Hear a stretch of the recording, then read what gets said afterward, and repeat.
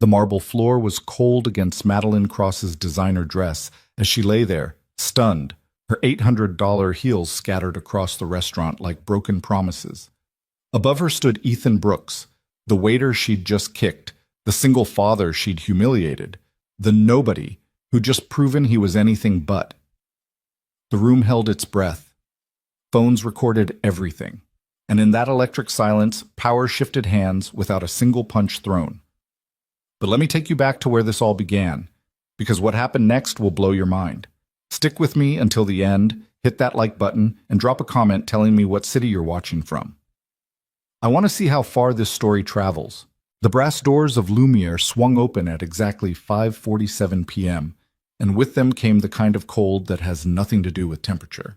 Ethan Brooks felt it immediately, that shift in air pressure that happens when someone important enters a room and expects the world to rearrange itself accordingly. He was polishing water glasses behind the bar when she walked in, this woman whose presence demanded attention like a fire alarm. Madeline Cross. He didn't know her name yet, but he recognized the type. Tailored power suit that probably cost more than his car, heels that clicked against marble like a countdown, and that particular way of scanning a room as if taking inventory of everything she owned, which, in her mind, likely included the people. Ethan. Marco, the floor manager, appeared at his elbow, voice tight with the special kind of stress reserved for VIP service. Table 7, the Cross party. She's early, she's alone until her guests arrive, and she's... He paused, searching for diplomatic phrasing. Particular. Ethan nodded, setting down the glass with the careful precision that defined everything he did. Particular. That was restaurant code for difficult, demanding, or downright cruel, wrapped in the thin veneer of professionalism that kept servers employed and bills paid. I've got it, Ethan said quietly, already reaching for the leather-bound menu, already shifting into that mental space where nothing personal could touch him. It was a skill he'd perfected over 3 years of serving people who looked through him like he was made of glass. Table 7 sat in the center of the main dining room, the power position, visible from every angle, under the crystal chandelier that threw fractured light across white tablecloths like scattered diamonds. Madeline Cross had already seated herself, phone in one hand, the other drumming an impatient rhythm against the table edge. Ethan approached with the smooth, unhurried pace of someone who understood that in places like Lumiere, rushing suggested desperation, and desperation suggested weakness. Good evening, ma'am. Welcome to Lumiere. My name is Ethan, and I'll be taking care of you this evening. She didn't look up. Her fingers continued their dance across her phone screen, manicured nails clicking a sharp counterpoint to his greeting. 10 seconds passed. 15. The silence stretched into rudeness, intentional and pointed. Can I start you with something to drink while you wait for your party? Pellegrino, room temperature, lemon, not lime, and make sure the glass is actually clean this time. Her eyes flicked up for half a second, just long enough to assess and dismiss him in a single glance. Your staff has a habit of leaving lipstick marks. Of course, I'll bring that right away.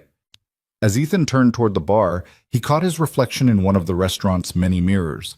A tall, lean man in his early 30s, dark hair pulled back neatly, white shirt pressed within an inch of its life, expression carefully neutral.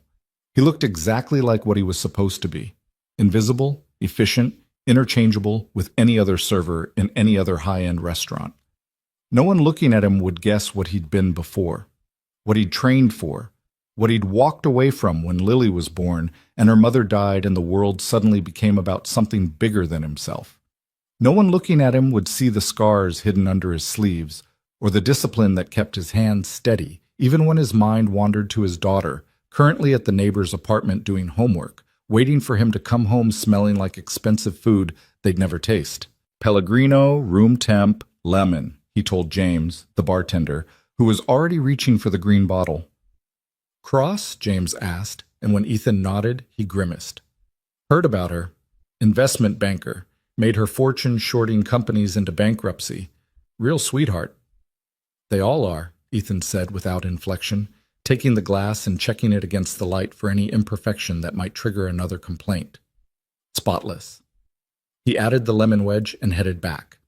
The restaurant was filling now, that 6 o'clock rush when reservations stacked like dominoes, and the kitchen began its nightly orchestration of controlled chaos.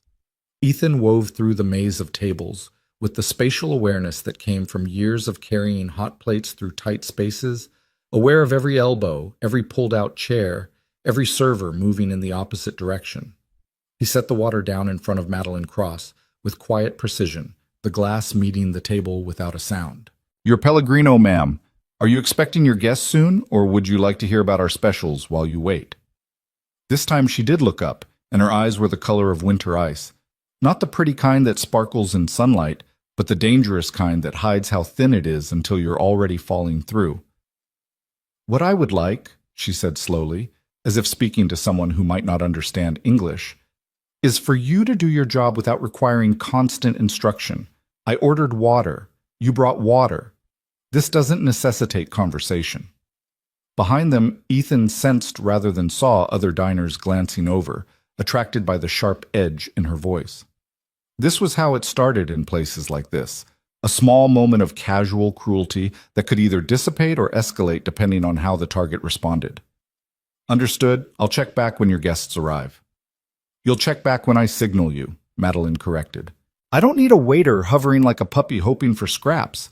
Ethan nodded once, keeping his face still, and stepped back to his position near the bar where he could observe his tables without being intrusive. His jaw ached from clenching, a physical reminder to relax, to breathe, to remember this was temporary. 4 more hours.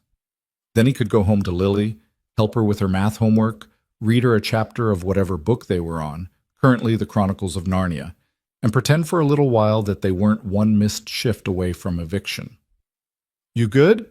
Marco appeared again, this time with that particular concern that suggested he'd witnessed the interaction. "Fine." She's always like this. Last month she made Sarah cry.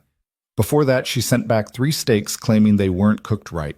Chefs swore they were perfect. "I can handle it," Ethan said, because what else was there to say?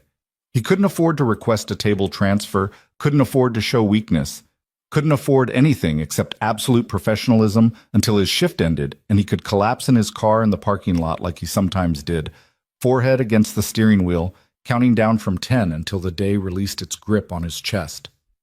At 6:23, Madeline's guests arrived, 3 men in suits that probably cost more than Ethan's yearly salary, all wearing the same expression of practiced confidence that came from never having to question whether they belonged somewhere.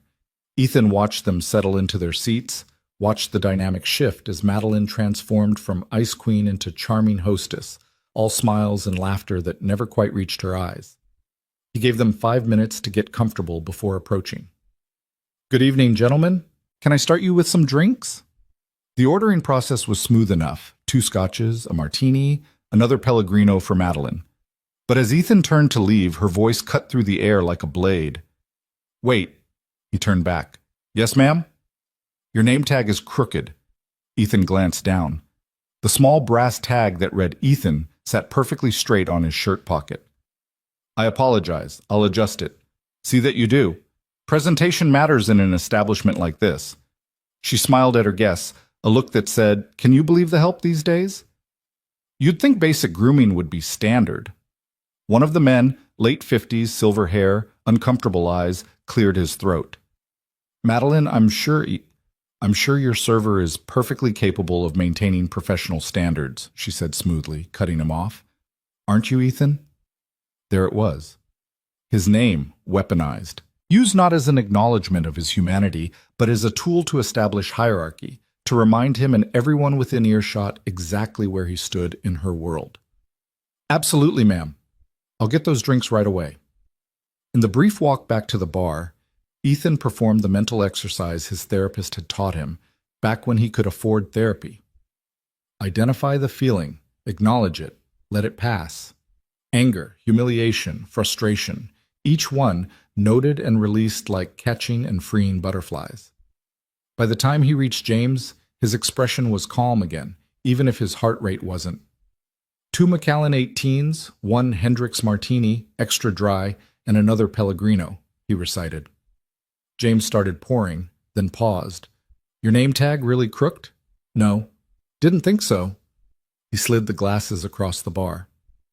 "You know, you could—" "I can't," Ethan said simply, and James dropped it because they both knew the score. This wasn't about what was fair or right. This was about paying rent, keeping food on the table, making sure Lily had her medication refilled when her asthma flared up. This was about survival.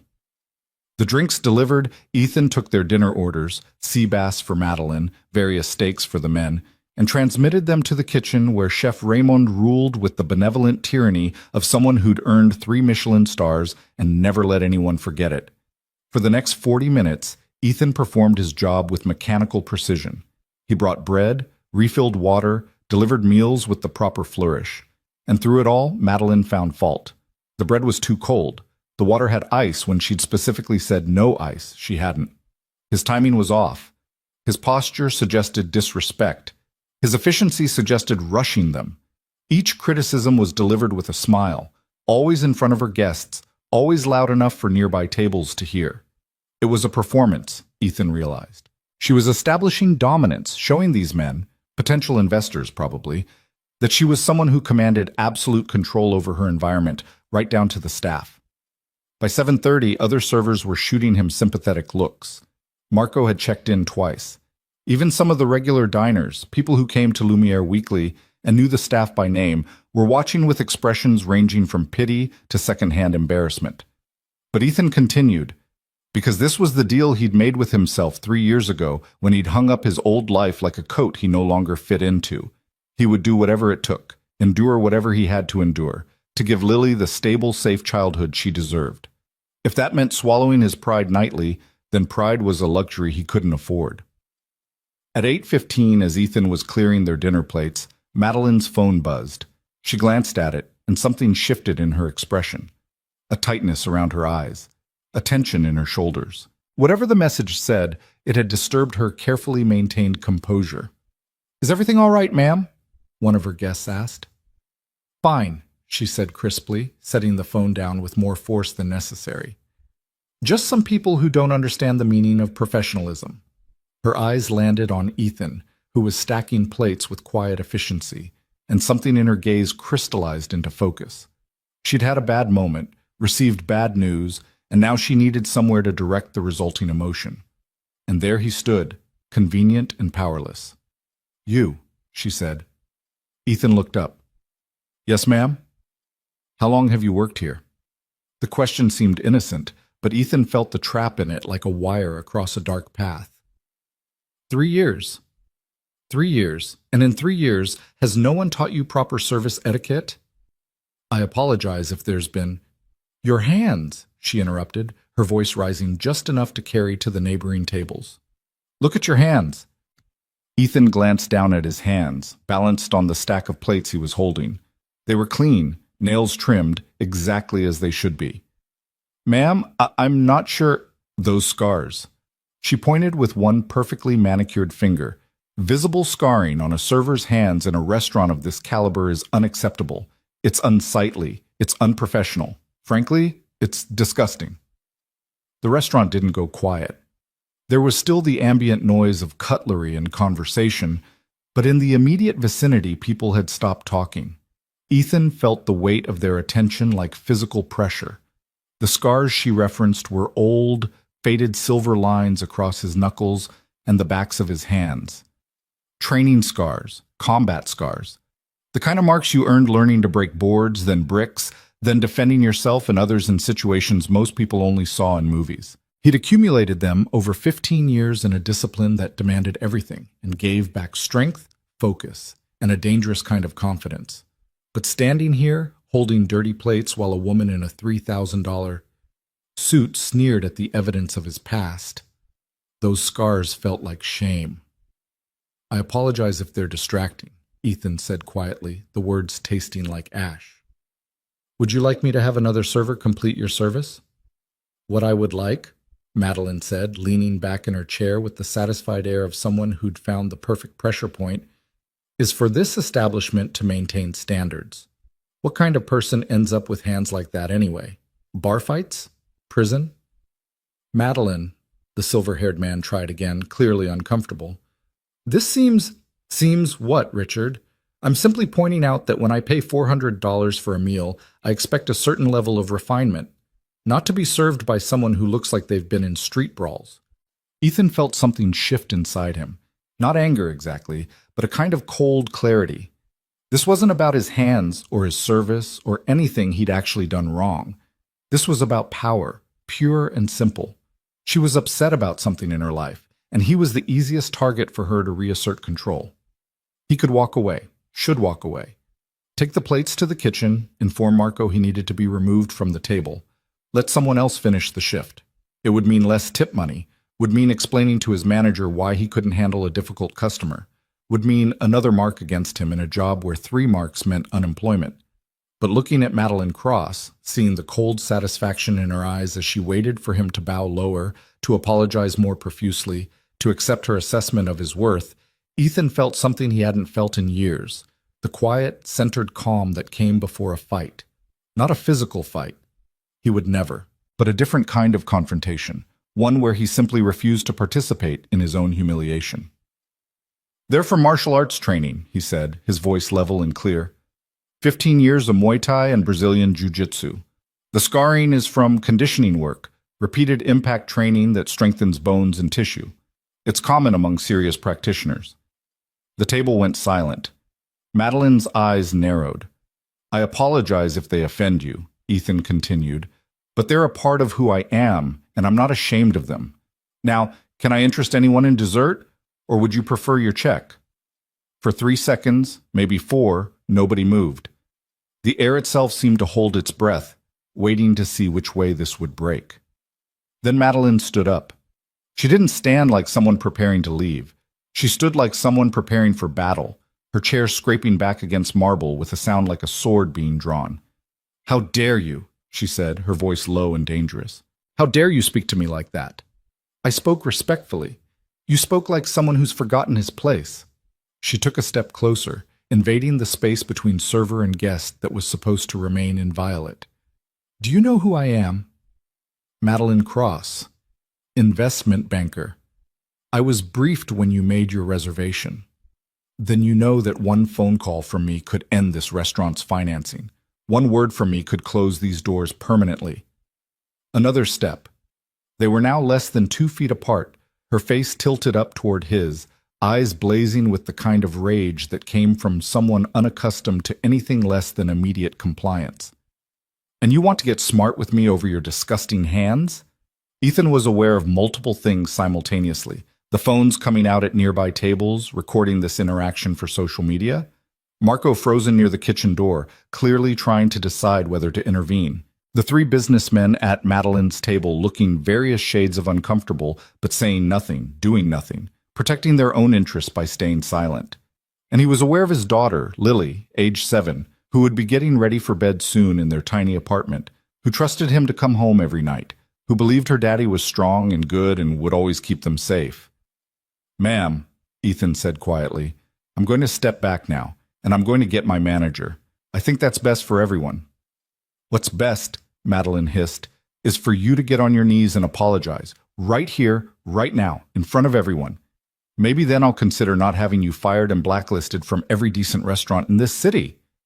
The room had gone quiet now, really quiet, conversation dying out in concentric circles, as more people became aware of the confrontation unfolding in the center of the dining room. Ethan looked at this woman, this person who'd probably never struggled for anything in her life, who'd never had to choose between paying for medicine or electricity, who'd never held a sick child and felt the terror of not knowing if you could afford the doctor, and he felt something close to pity. "No," he said simply. Madeline blinked, as if the word didn't compute. "What did you just say?" "I said no. I'm not getting on my knees. I'm not apologizing for explaining my scars when you demanded an explanation.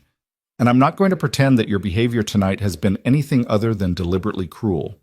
He spoke calmly, without heat, just stating facts. "I'm sorry you're having a bad day. I'm sorry something in your life has made you feel like you need to tear someone else down to feel powerful, but I'm done participating in it." He turned toward the kitchen, toward Marco, toward safety and professional distance. He never saw her hand coming. The slap caught him across the left cheek, hard enough that his head snapped to the side, hard enough that his vision sparked white at the edges. The sound of it, sharp, meaty, unmistakable, echoed through the silent restaurant like a gunshot. Ethan froze. Every instinct, every trained response, every muscle memory from 15 years of fighting screamed at him to react, to move, to defend himself. His body knew what to do. His hands knew how to check a strike, how to control an opponent, how to end a threat in under 3 seconds. But his mind knew something his body didn't. That fighting back, even in self-defense, would be the end of everything. A server striking a wealthy guest? It didn't matter who'd started it. It didn't matter what the phones were recording. In the courtroom of public opinion, in the actual courtroom that would follow, he would lose. He would lose his job, lose his ability to work in this industry, lose custody of Lily when the lawyers started arguing about his violent response and dangerous past. So Ethan stood absolutely still, plates still balanced in his hands, cheek burning, and did nothing. Madeline seemed to realize what she'd done. Not the wrongness of it, but the exposure of it. Her eyes darted to the phones, to the witnesses, to her business associates who were now staring at her with expressions of shock and disgust. She started, voice shrill. He was threatening me. You all saw... We saw you slap a waiter who was trying to leave, Richard said quietly, already standing, already reaching for his coat. I'm done here, Madeline. We're all done here. The other men rose with him, none of them meeting her eyes, already distancing themselves from the scene, from her, from the liability she'd just become. Richard, wait. But they were leaving, weaving through tables toward the exit, and Madeline was left standing alone in the center of the restaurant, exposed under the chandelier's unforgiving light, with a waiter she'd just assaulted still standing there, still calm, still holding plates. Marco finally unfroze, rushing over with his phone already to his ear, probably calling the owner.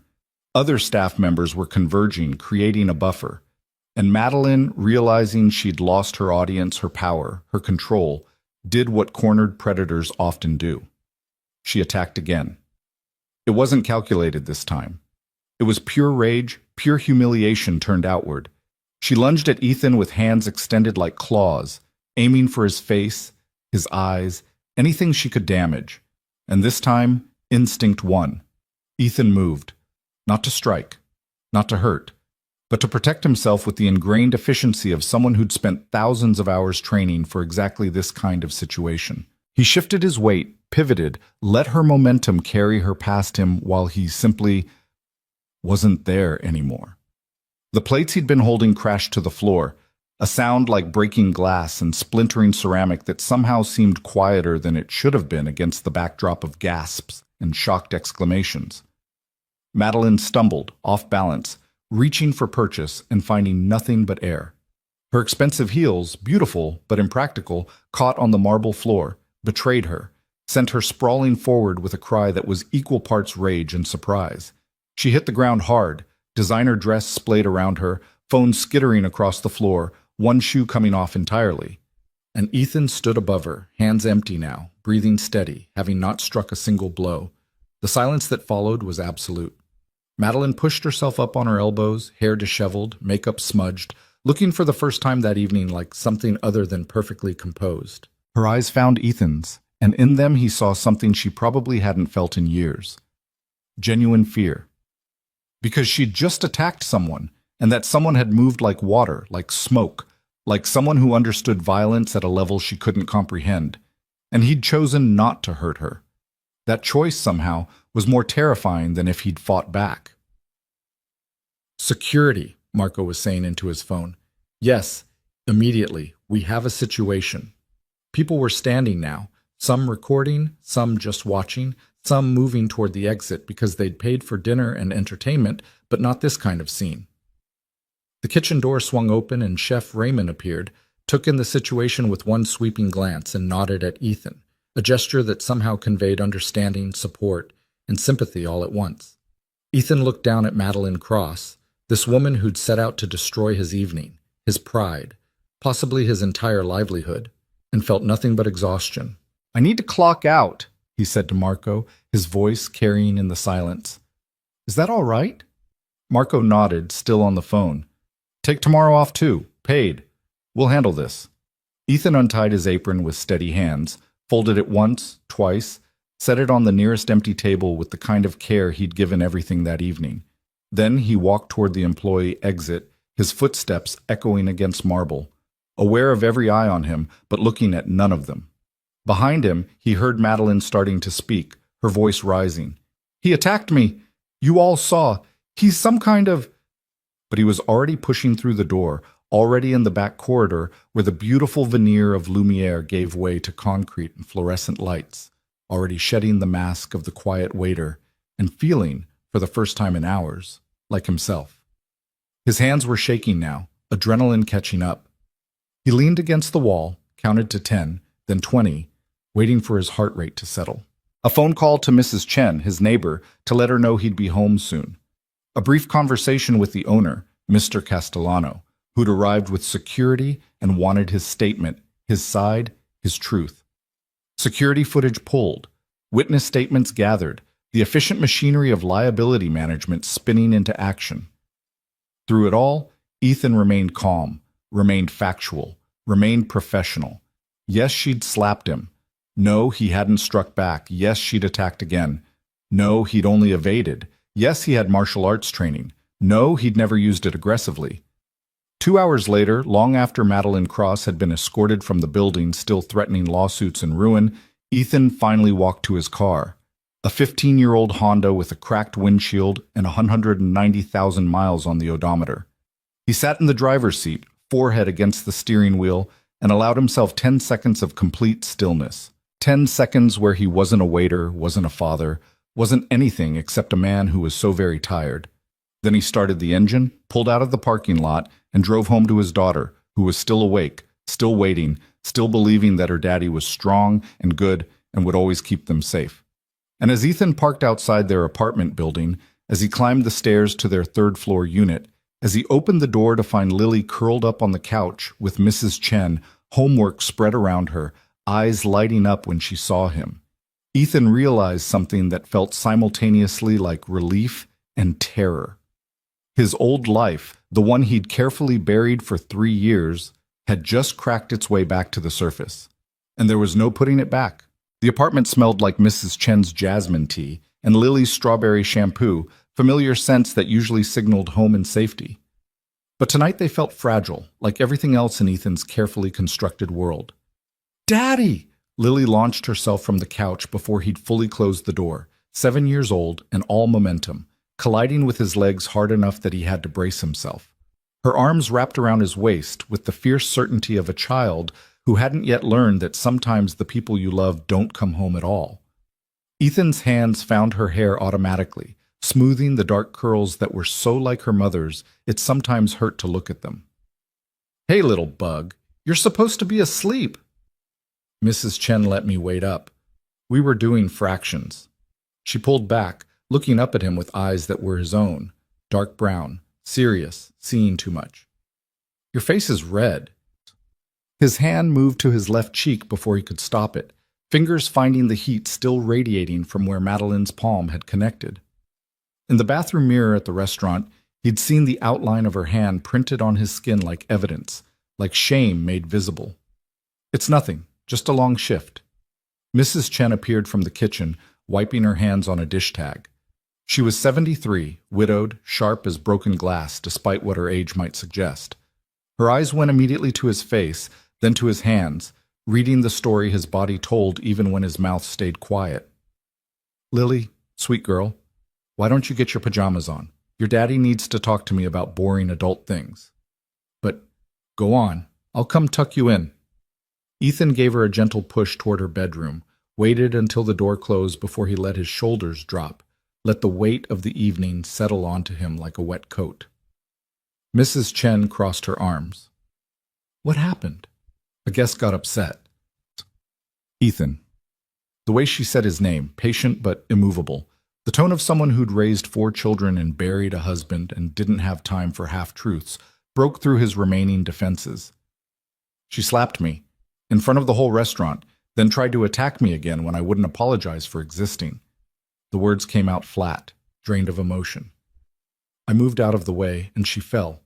Security footage caught everything. My manager says I'm clear, but you're terrified," Mrs. Chen finished quietly.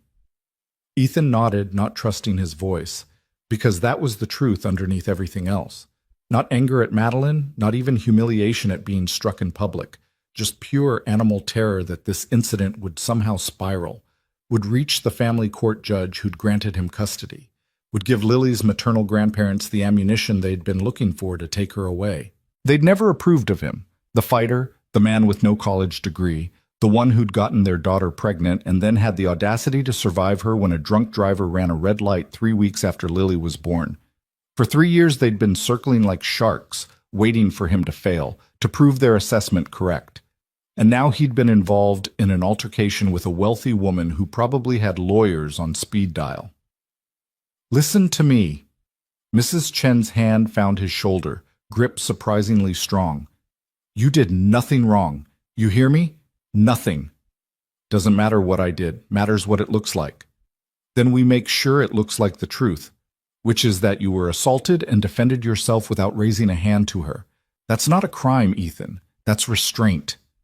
He wanted to believe her, wanted to accept the simple arithmetic of right and wrong, innocent and guilty. But he'd been navigating the world long enough to know that math didn't always work the same way for everyone. "I should check on Lily," he said, moving toward her bedroom before Mrs. Chen could push deeper, could ask the questions that would unravel him completely. Lily's room was barely bigger than a closet, just enough space for a twin bed, a small dresser, and the bookshelf Ethan had built from scrap lumber. Posters covered the walls, animals, planets, a diagram of the human skeletal system that she'd been fascinated by since her last doctor's visit. She was already in her pajamas, sitting cross-legged on her bed with her notebook open. "What are you working on?" Ethan asked, settling onto the edge of her mattress. "Math. Mrs. Chen said if I get all the problems right, she'll teach me about percentages next." Lily's pencil moved across the paper with careful precision. "Did you bring me anything?" It was their ritual. Every shift, if there were leftovers, if Chef Raymond was in a generous mood, Ethan would bring home something from the restaurant, usually bread, sometimes a dessert that hadn't sold, once an entire salmon fillet that had been prepared for a guest who'd left before ordering. "Not tonight, Bug." It was a weird evening. Lily looked up from her homework, studying him with that unnerving intensity that reminded him she was too smart for her age, too observant. "Because of your face?" "Yeah, because of my face." "Did someone hit you?" The question hung in the air between them, and Ethan understood he was at a crossroads. He could lie, could deflect, could protect her from the ugliness of what had happened. Or he could tell her some version of the truth, could teach her that sometimes bad things happen to good people, and it wasn't fair, but you survived it anyway. "A guest got very angry and did something she shouldn't have done," he said carefully. "But I'm okay. And she's the one who got in trouble, not me." "Good." Lily's voice was fierce, protective in the way children are when they love someone. "People shouldn't hit." "No, they shouldn't. Unless it's self-defense, like you taught me." Ethan had started teaching Lily basic self-defense 6 months ago. Simple techniques that focused on awareness and escape rather than confrontation. How to yell loudly enough to attract attention, how to break a grip on a wrist, how to run and where to run to. It had seemed important, necessary even, to give her tools he'd never had as a child. But now, sitting in her small room with his face still burning from a stranger's handprint, he wondered if he was preparing her for a world he'd already failed to protect her from. "Exactly like I taught you," he agreed. "Now finish your homework so I can read to you." They made it through 2 chapters of Narnia before Lily's eyes started drifting closed. Ethan tucked the blanket around her shoulders, kissed her forehead, and stayed there for a long moment just watching her breathe. This, he thought, this was what mattered. Not Madeline Cross, not the restaurant, not his wounded pride, just this small person who trusted him completely. Mrs. Chen was waiting in the living room when he emerged, 2 cups of tea already poured on the coffee table. "Sit," she ordered, and Ethan sat, too tired to argue. "There's something else you're not telling me," she said after a moment. Ethan wrapped his hands around the teacup, letting the heat ground him. "The woman, Madeline Cross, she's connected, rich, powerful, the kind of person who could make my life very difficult if she wanted to." "So you think she'll retaliate?" I think people like her don't accept losing. And tonight, in front of all those witnesses, all those cameras, she lost. Badly. He took a sip of tea, barely tasting it. My manager says I'm protected, says the security footage is clear, says the restaurant will stand behind me. But managers say a lot of things until it becomes inconvenient. Mrs. Chen was quiet for a moment, her teacup held between both palms. You know what I think? I think you've been waiting for the other shoe to drop for 3 years. Ever since Claire died, and you became everything to that little girl. You've been so afraid of failing her that you've forgotten how to believe you might succeed. The observation landed with uncomfortable accuracy. Ethan wanted to deny it, wanted to argue, but Mrs. Chen had earned honesty through countless evenings of watching Lily, of accepting payment in whatever form he could manage, of never once making him feel small for needing help. I'm tired, he said instead, which was its own kind of truth. I'm tired of fighting for scraps, tired of swallowing disrespect, tired of being invisible except when someone needs a target. Tonight I stopped being invisible and I'm terrified of what that costs. Maybe, Mrs. Chen said gently, invisibility was costing you more than you realized. They sat in silence after that, drinking tea while the apartment building settled around them. Footsteps overhead, muffled television from next door, the distant sound of traffic from the street below. Normal sounds, ordinary life continuing while Ethan's felt suspended in amber, waiting to crack. His phone buzzed in his pocket, a text from Marco. Owner wants to meet tomorrow, 10 a.m., just to talk. You're not in trouble. Ethan showed Mrs. Chen the message. She read it and shrugged. So you go, you talk, you tell them exactly what happened. The truth is on your side. The truth hasn't always been enough, Ethan said quietly, thinking of custody hearings and social workers and lawyers who'd looked at his background. Martial arts instructor, no college degree, young father overwhelmed by tragedy, and seen liability instead of love. But Mrs. Chen was already standing, gathering her purse, preparing to return to her own apartment down the hall. Well, tonight it was. That woman attacked you and fell on her own arrogance. Let tomorrow worry about itself. After she left, Ethan locked the door and stood in the center of his living room, this small space that he'd made into a home through sheer force of will. Secondhand furniture, walls painted a cheerful yellow that was supposed to make the space feel bigger. Lily's artwork held to the refrigerator with alphabet magnets. It wasn't much, but it was theirs. He pulled out his phone, against his better judgment, and searched for Madeline Cross. The results were immediate and extensive. Investment banker at Prometheus Capital. Featured in Forbes, Wall Street Journal, Business Insider. Estimated net worth between 50 and 70 million.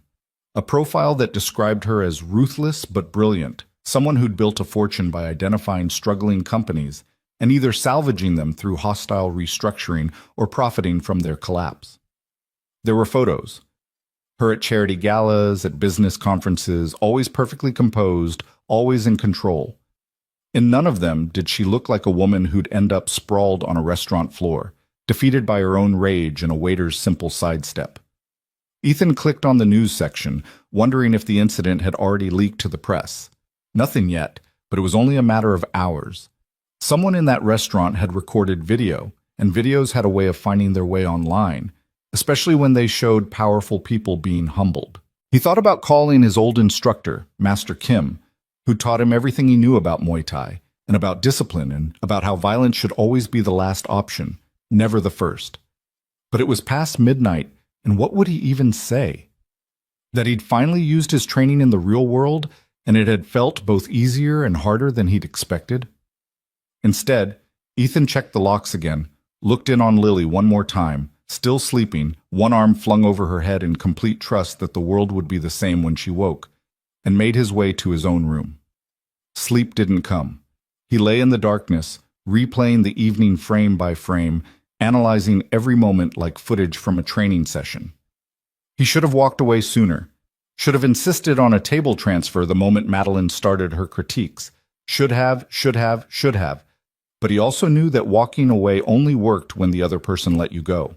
And Madeline Cross had been determined to make him an object lesson, a demonstration of her power and his powerlessness. She'd just chosen the wrong person to demonstrate on. The thought brought with it an uncomfortable realization. Part of him, a small, dark part he didn't like to acknowledge, had felt something close to satisfaction when she'd fallen. Not at her pain, but at the public collapse of her carefully maintained dominance. For just a moment, she'd been the one who was powerless, the one who was humiliated, the one looking up instead of down. Ethan didn't like that part of himself, didn't like the pleasure that came from someone else's defeat, even someone who'd spent the evening trying to destroy his dignity. It felt too close to the mentality that had made him a good fighter, that predatory instinct that assessed weaknesses and knew exactly how to exploit them. He'd walked away from that life because he'd seen where it led, had watched talented fighters become addicted to the adrenaline and the violence, had seen relationships crumble and bodies break down and mental health deteriorate. When Claire had gotten pregnant, when they'd decided to keep the baby despite being young and unprepared and terrified, Ethan had made a choice. He would be a father first and everything else second. Then Claire had died, and that choice had become the only thing holding him together. His phone lit up in the darkness. Another text, this time from a number he didn't recognize. Ethan considered ignoring it, letting it wait until morning, but insomnia and anxiety made poor companions for patience. The message was brief. "This is Richard Chen from tonight. I wanted you to know that I've spoken with my colleagues and will be providing witness statements supporting your account of events. What Madeline did was inexcusable. I apologize for not intervening sooner." Ethan stared at the text, reading it 3 times to make sure he understood correctly. Richard Chen, the silver-haired businessman who'd tried twice to stop Madeline's escalation, who'd walked out with his colleagues when she'd slapped Ethan. He was offering support, taking a stand against someone who probably had significant power in their shared industry. "Thank you," Ethan typed back. "That means more than you know." The response came quickly. "I have a daughter your age. If someone treated her the way Madeline treated you, I'd want to believe that someone would stand up for her. Good luck tomorrow." Something in Ethan's chest loosened slightly, some knot of tension he'd been carrying since leaving the restaurant. He wasn't completely alone in this. There were witnesses, there was footage, there were people willing to tell the truth, even when it was inconvenient. Maybe Mrs. Chen was right. Maybe the truth would be enough. He finally fell asleep around 3 in the morning, his dreams a confused jumble of restaurant tables and fighting rings, of Lily calling for him while he was trapped behind glass, of Madeline's face transforming into the judge who'd granted him custody, saying over and over, "You're not good enough. You were never good enough." The alarm went off at 7, brutally early after so little sleep, but Lily had school and routines mattered. Ethan dragged himself out of bed, made breakfast, cereal and toast, nothing fancy but consistent, and helped his daughter get ready while keeping his own exhaustion hidden behind practiced normalcy. "Are you going to work today?" Lily asked, around a mouthful of Cheerios. "I have a meeting first, then maybe. We'll see." "Will the mean lady be there?" Ethan paused in the middle of packing her lunch. "What do you know about a mean lady?" "I heard you and Mrs. Chen talking last night. The walls are thin." She said it matter-of-factly, without accusation. "Is she going to try to take me away?" The question hit him like a physical blow, all his worst fears given voice by the one person he'd been trying to protect from them. Ethan abandoned the lunch bag and knelt down next to Lily's chair, bringing himself to her eye level. "No," he said firmly. "Nobody is taking you away from me. Ever.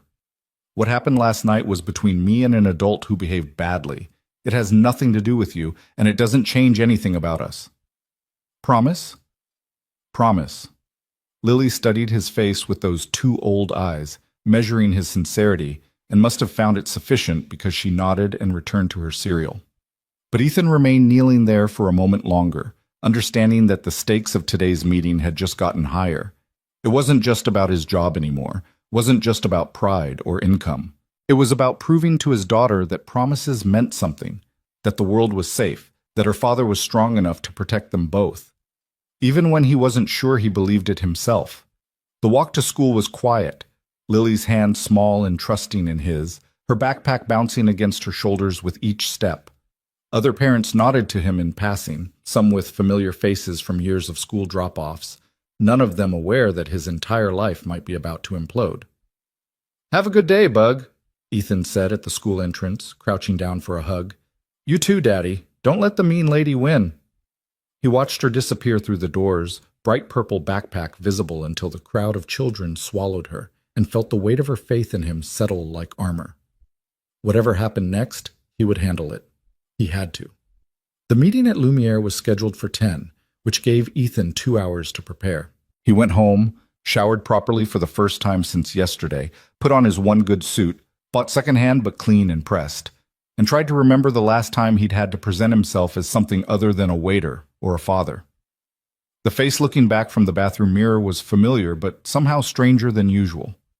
The bruise from Madeline's slap had deepened overnight, a clear handprint visible across his left cheek despite his attempt to cover it with the concealer he'd bought when Lily had asked why he always looked tired. His eyes were shadowed, older than 32 had any right to be. But underneath the exhaustion and the anxiety, there was something else, a kind of steel he'd thought he'd left behind in the fighting ring. The part of him that knew how to take a hit and stay standing, that understood pain was temporary but quitting was permanent. He'd need that part of himself today. The drive to Lumiere felt surreal in daylight, the building less imposing without its evening lighting and wealthy clientele. Ethan parked in the employee lot, noticed Marco's car already there, along with several others he didn't recognize, and felt his pulse quicken. Marco met him at the employee entrance, looking exhausted. "How are you holding up?" "I've been better." "What's the situation?" "Owner is inside with the restaurant's lawyer and head of HR. They want your statement, want to make sure we're all on the same page about what happened." Marco's expression was sympathetic but cautious. "Madeline's attorney called this morning. They're threatening to sue for assault." Of course they were. Ethan had expected nothing less, but hearing it confirmed still felt like a punch to the gut. "I never touched her." "We know. The footage proves it. But her lawyer is claiming you used advanced combat techniques to cause her fall, that you deliberately put her in danger by not catching her or something." Marco shook his head. "It's garbage, but it's expensive garbage that could drag on for months." They walked through the quiet restaurant, chairs still on tables from the night crew's closing routine, morning light streaming through windows that overlooked the city. In the evening, this place sparkled with wealth and possibility. In the harsh light of morning, it just looked like what it was. A business, calculating costs and liability, measuring loyalty against legal exposure. The owner's office was in the back, past the kitchen where prep cooks were already working, past the storage rooms and employee lockers. Mr. Castellano was behind his desk, flanked by a woman in a sharp blazer who introduced herself as Patricia Monroe, attorney, and a younger man who was apparently Gerald from HR. "Ethan, please sit." Mr. Castellano gestured to the chair across from him. He was in his 60s, second-generation restaurateur, someone who'd built Lumiere's reputation on excellence and discretion. "How are you feeling?" "Honestly, anxious." "Understandable. You had a traumatic experience last night." Patricia leaned forward, legal pad open in front of her. "I've reviewed the security footage and taken statements from staff and guests. What I need now is your account, in your own words, of everything that happened from the moment Ms. Cross entered the restaurant until you left the building." So Ethan told the story again, carefully, chronologically, trying to include every detail no matter how small. The initial complaints, the escalating criticism, the comments about his hands, the slap, his attempt to walk away, her second attack, his evasion, her fall. Patricia took notes without interrupting, her expression neutral. When he finished, she reviewed her pages for a long moment before looking up. "Your story is consistent with every other account we've received and with the video evidence. You are not in any legal jeopardy regarding the incident itself." She paused. "However, Ms. Cross's attorney is pursuing a different angle. They're arguing that your martial arts background represents a dangerous element that the restaurant should have disclosed to guests, and that your presence on the floor created an implicit threat." "That's insane," Marco said from where he stood near the door. "Ethan has worked here for 3 years without a single incident." "I agree it's a weak argument," Patricia said, "but it's the argument they're making, and given Ms. Cross's resources and profile, they can afford to make noise about it even if they eventually lose." Mr. Castellano cleared his throat. "Which brings us to the difficult part of this conversation. Ethan, you're a good employee, one of our best. But we're a small operation, and a prolonged legal battle could damage our reputation and our financing. Ethan felt the conversation's direction like a cold wind. You're letting me go. We're offering you a severance package, Gerald from HR interjected quickly. 3 months' salary, continuation of health benefits for 6 months, and a positive reference. In exchange, you'd sign an agreement not to speak publicly about the incident or pursue any legal action against the restaurant. The words felt distant, echoing like they were reaching Ethan through water. They were paying him to disappear, to make this problem go away quietly, to absolve them of any responsibility for what had happened to him in their dining room while he was doing his job. And if I don't sign? Patricia's expression softened slightly. Then you remain employed, but we can't guarantee your hours won't be reduced as we evaluate our staffing needs. And without a settlement agreement, if Ms. Cross's lawsuit proceeds and you're named as a co-defendant along with the restaurant, we wouldn't be able to provide legal representation for you specifically. There it was, laid out with brutal clarity. Take the money and go, or stay, and fight alone against an opponent with unlimited resources.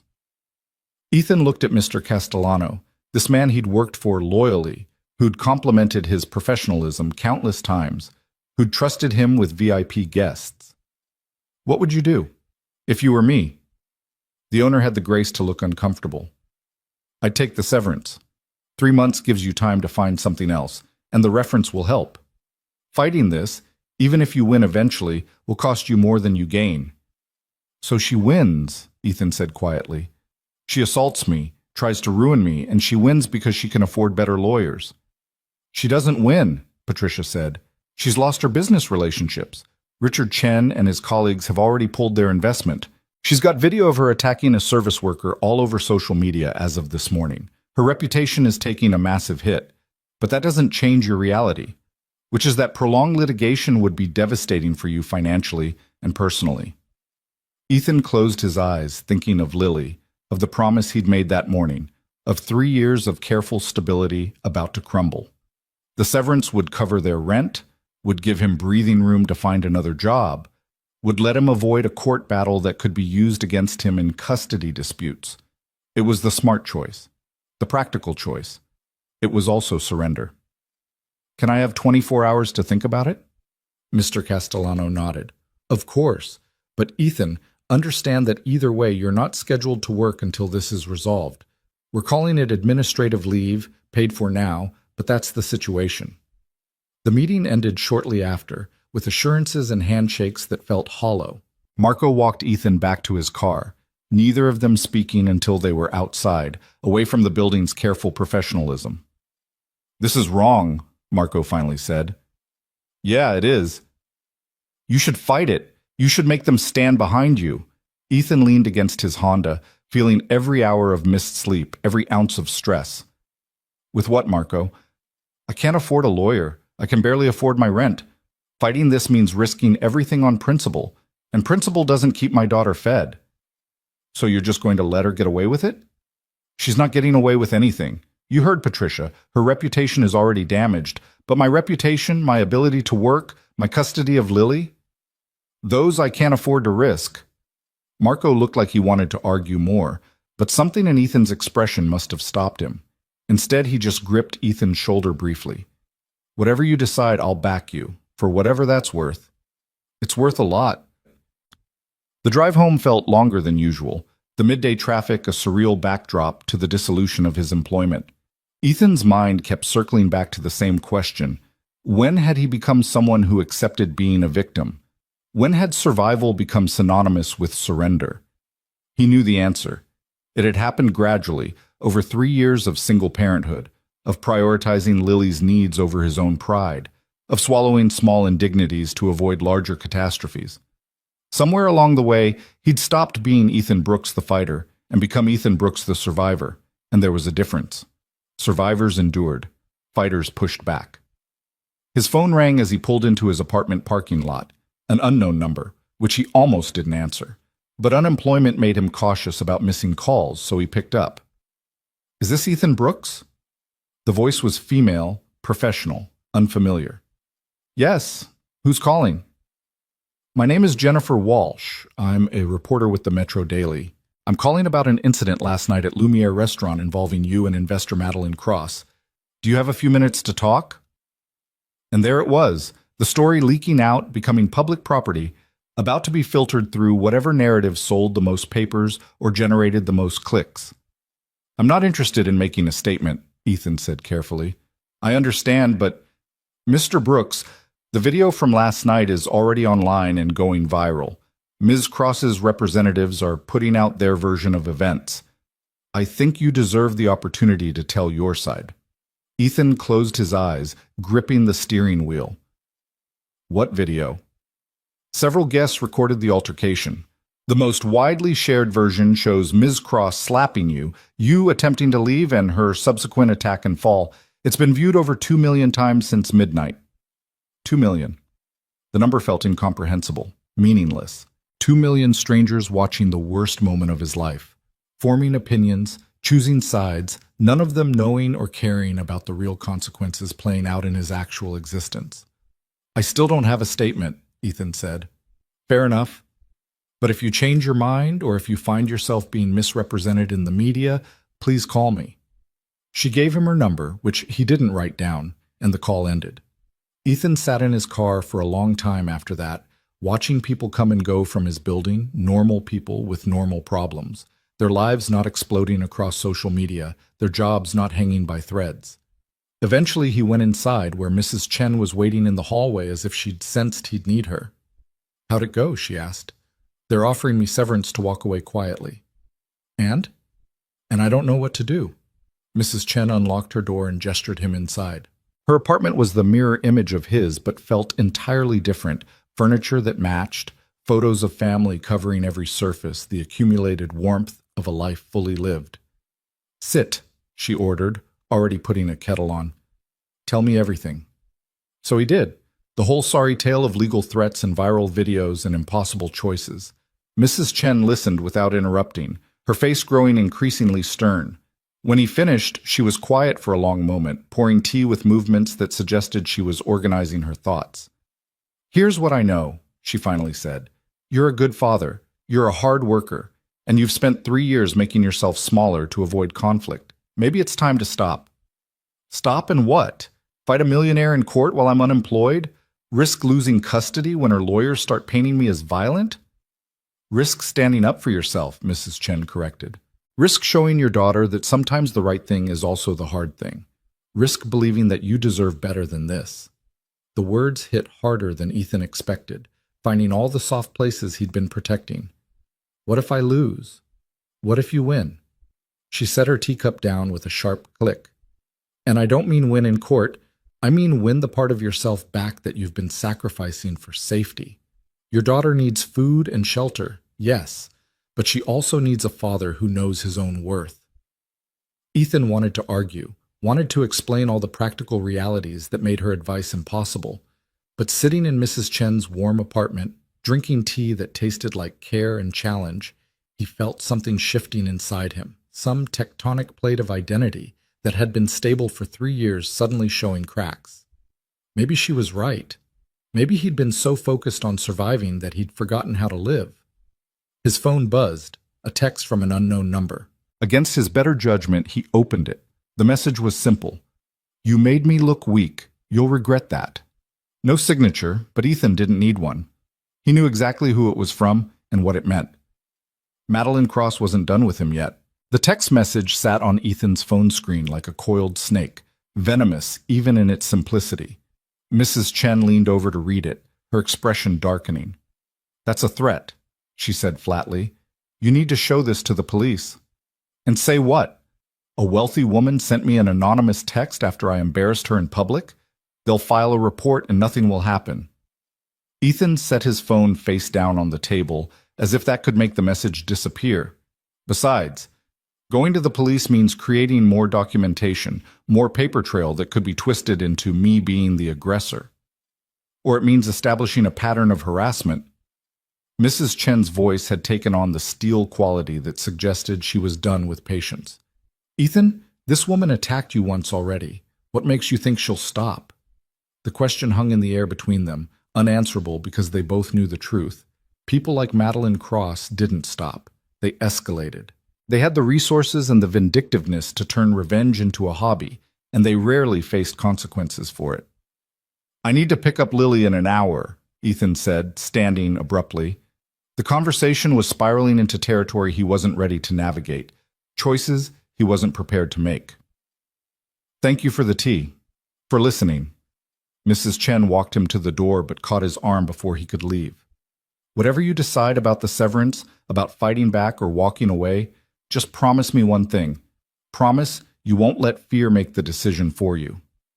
Ethan nodded, not trusting his voice, and escaped to his own apartment where the walls felt too close and the silence too loud. He pulled out his laptop, opened it to check his bank account balance, then closed it again without looking. Some numbers were better left unknown when you were trying to maintain hope. Instead, he navigated to a news website, searching for his own name with the kind of morbid curiosity that he knew was unhealthy but couldn't resist. The results came back immediately, a cascade of headlines that made his stomach turn. Video: Waiter uses martial arts training against restaurant guest. Investment banker Madeline Cross involved in altercation at luxury restaurant. Viral moment: when the quiet ones fight back. Ethan clicked on the first video link, watching footage taken from someone's phone at a nearby table. The quality was grainy but clear enough. There was Madeline, standing too close, her voice rising. There was Ethan, plates in hand, trying to step back. The slap happened off-screen, but the sound of it carried, sharp and unmistakable. Then came the moment he'd been dreading to see from an outside perspective. Madeline lunging at him, hands extended like claws. His body moving almost before his brain registered the threat, pivoting with the fluid economy of someone who'd trained the response into muscle memory. The plates falling, shattering across marble.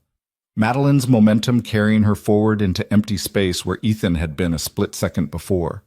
Her fall seemed to happen in slow motion in the video, her expression shifting from rage to surprise to fear in the space of a heartbeat. The sound when she hit the ground was sickening even through phone speakers, and the collective gasp from the restaurant patrons created an audio backdrop that made the whole thing feel staged, theatrical. But it wasn't staged. It was real and permanent, and now immortalized in high definition for the world to judge.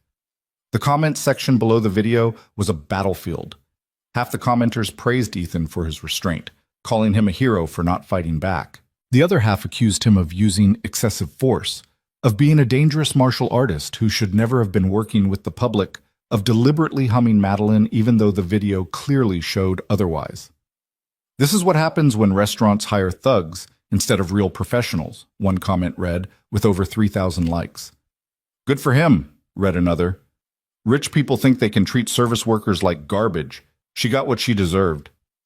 Ethan closed the laptop before he could read more, his hands shaking slightly.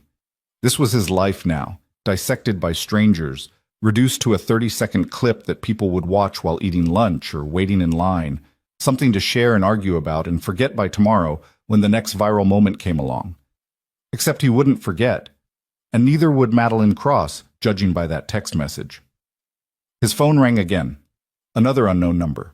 This time Ethan let it go to voicemail, then listened to the message with growing dread. "Mr. Brooks, this is Detective Sarah Mendez with the City Police Department. I'm investigating a complaint filed by Madeline Cross regarding an incident at Lumiere Restaurant. I'd appreciate if you could come down to the station at your earliest convenience to give a statement. You're not under arrest or being charged with anything at this time, but Ms. Cross's legal team has been quite insistent that we investigate. Please call me back at this number." So it was starting.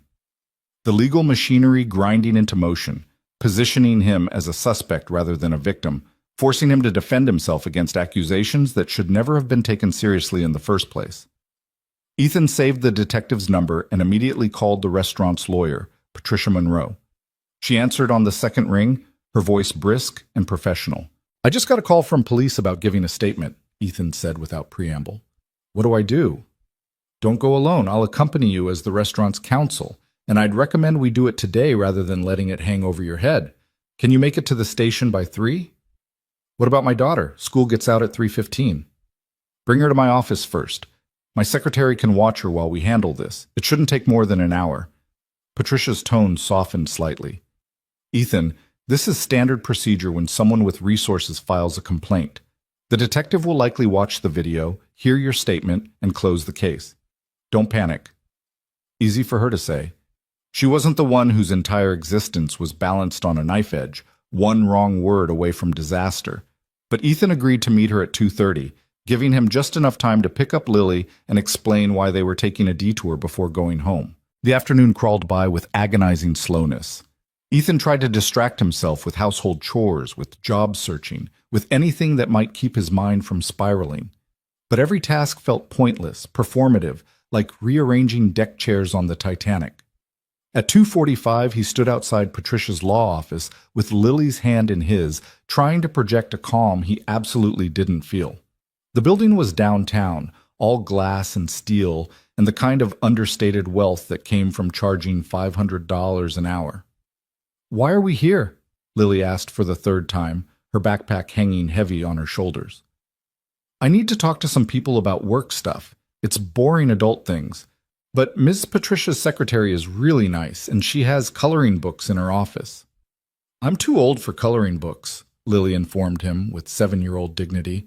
"Then bring your homework. It won't take long, Bug, I promise." But Patricia met them in the lobby, shaking Lily's hand with the same seriousness she'd shown Ethan during their meeting.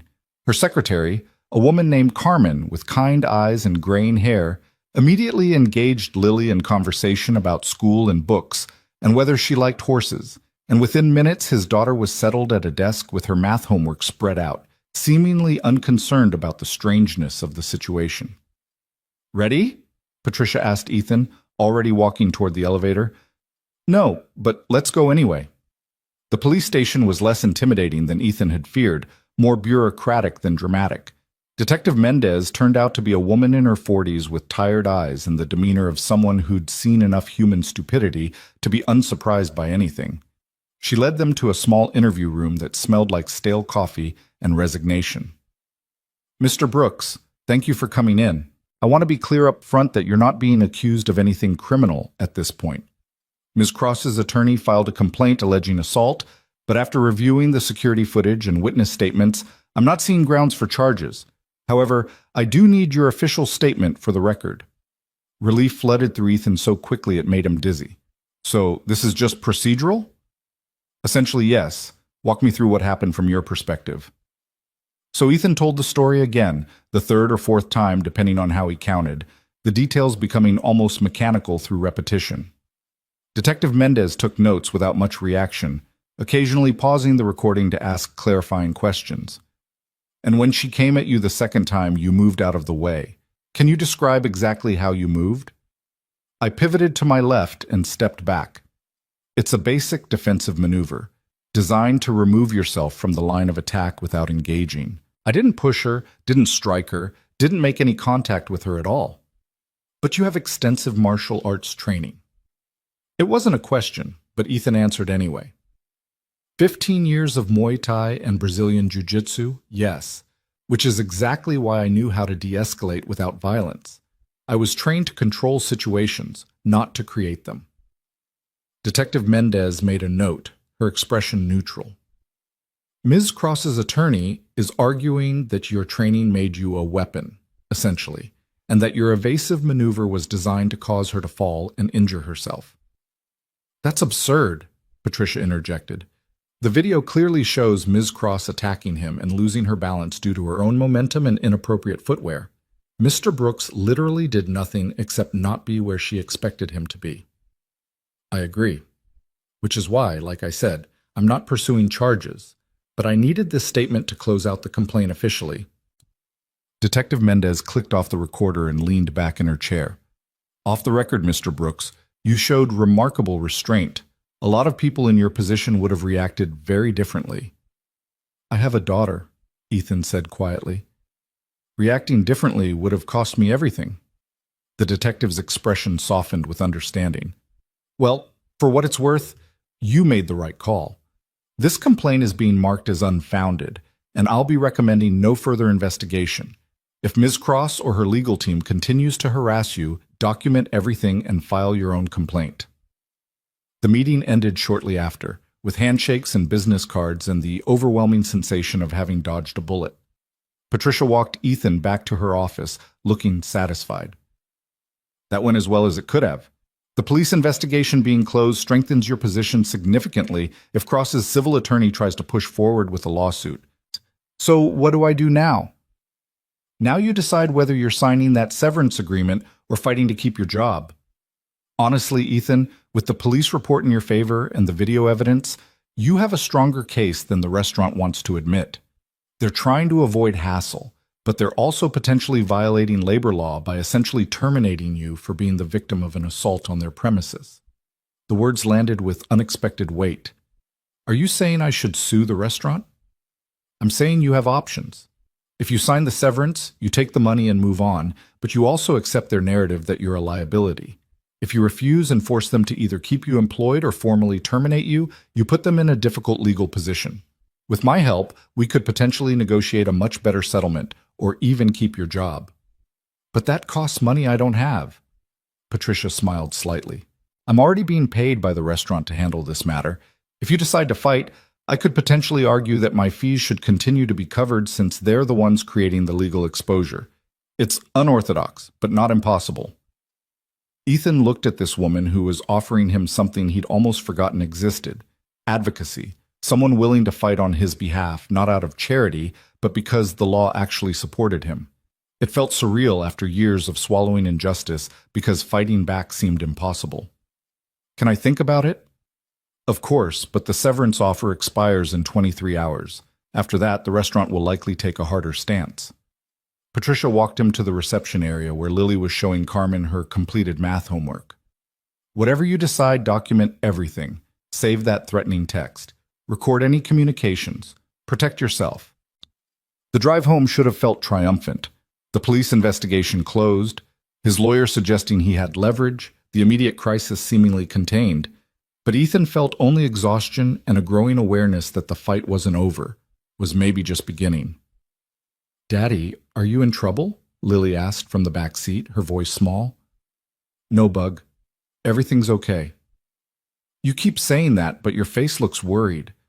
Ethan glanced at her in the rearview mirror, this perceptive child who saw too much and understood more than he wanted her to. Grown-up stuff is complicated sometimes, but I promise you, we're going to be fine. Because you're strong? Because we're strong. You and me together. That seemed to satisfy her, and she returned to looking out the window at the city passing by, this place that held both their home and their uncertainties, their safety and their threats. When they got back to the apartment, Mrs. Chen was waiting in the hallway again, her presence both comforting and slightly overwhelming. She took one look at Ethan's face and nodded toward her door. Lily, come help me make dumplings. Your father needs a minute. I want to stay with Daddy. And he wants you to learn how to make proper dumplings, so someday you can teach your own kids. Come on. Lily looked between them, clearly sensing the adult conversation being orchestrated around her, but the promise of cooking lessons won out. She followed Mrs. Chen inside, leaving Ethan alone in the hallway with his thoughts and his phone and the decision that was crystallizing with increasing clarity. He pulled up the threatening text message from Madeline. Read it again. Let the anger it sparked move through him instead of pushing it down. Then he called Patricia Monroe. I'm not signing the severance, he said when she answered. I want to fight. There was a pause, then, are you sure?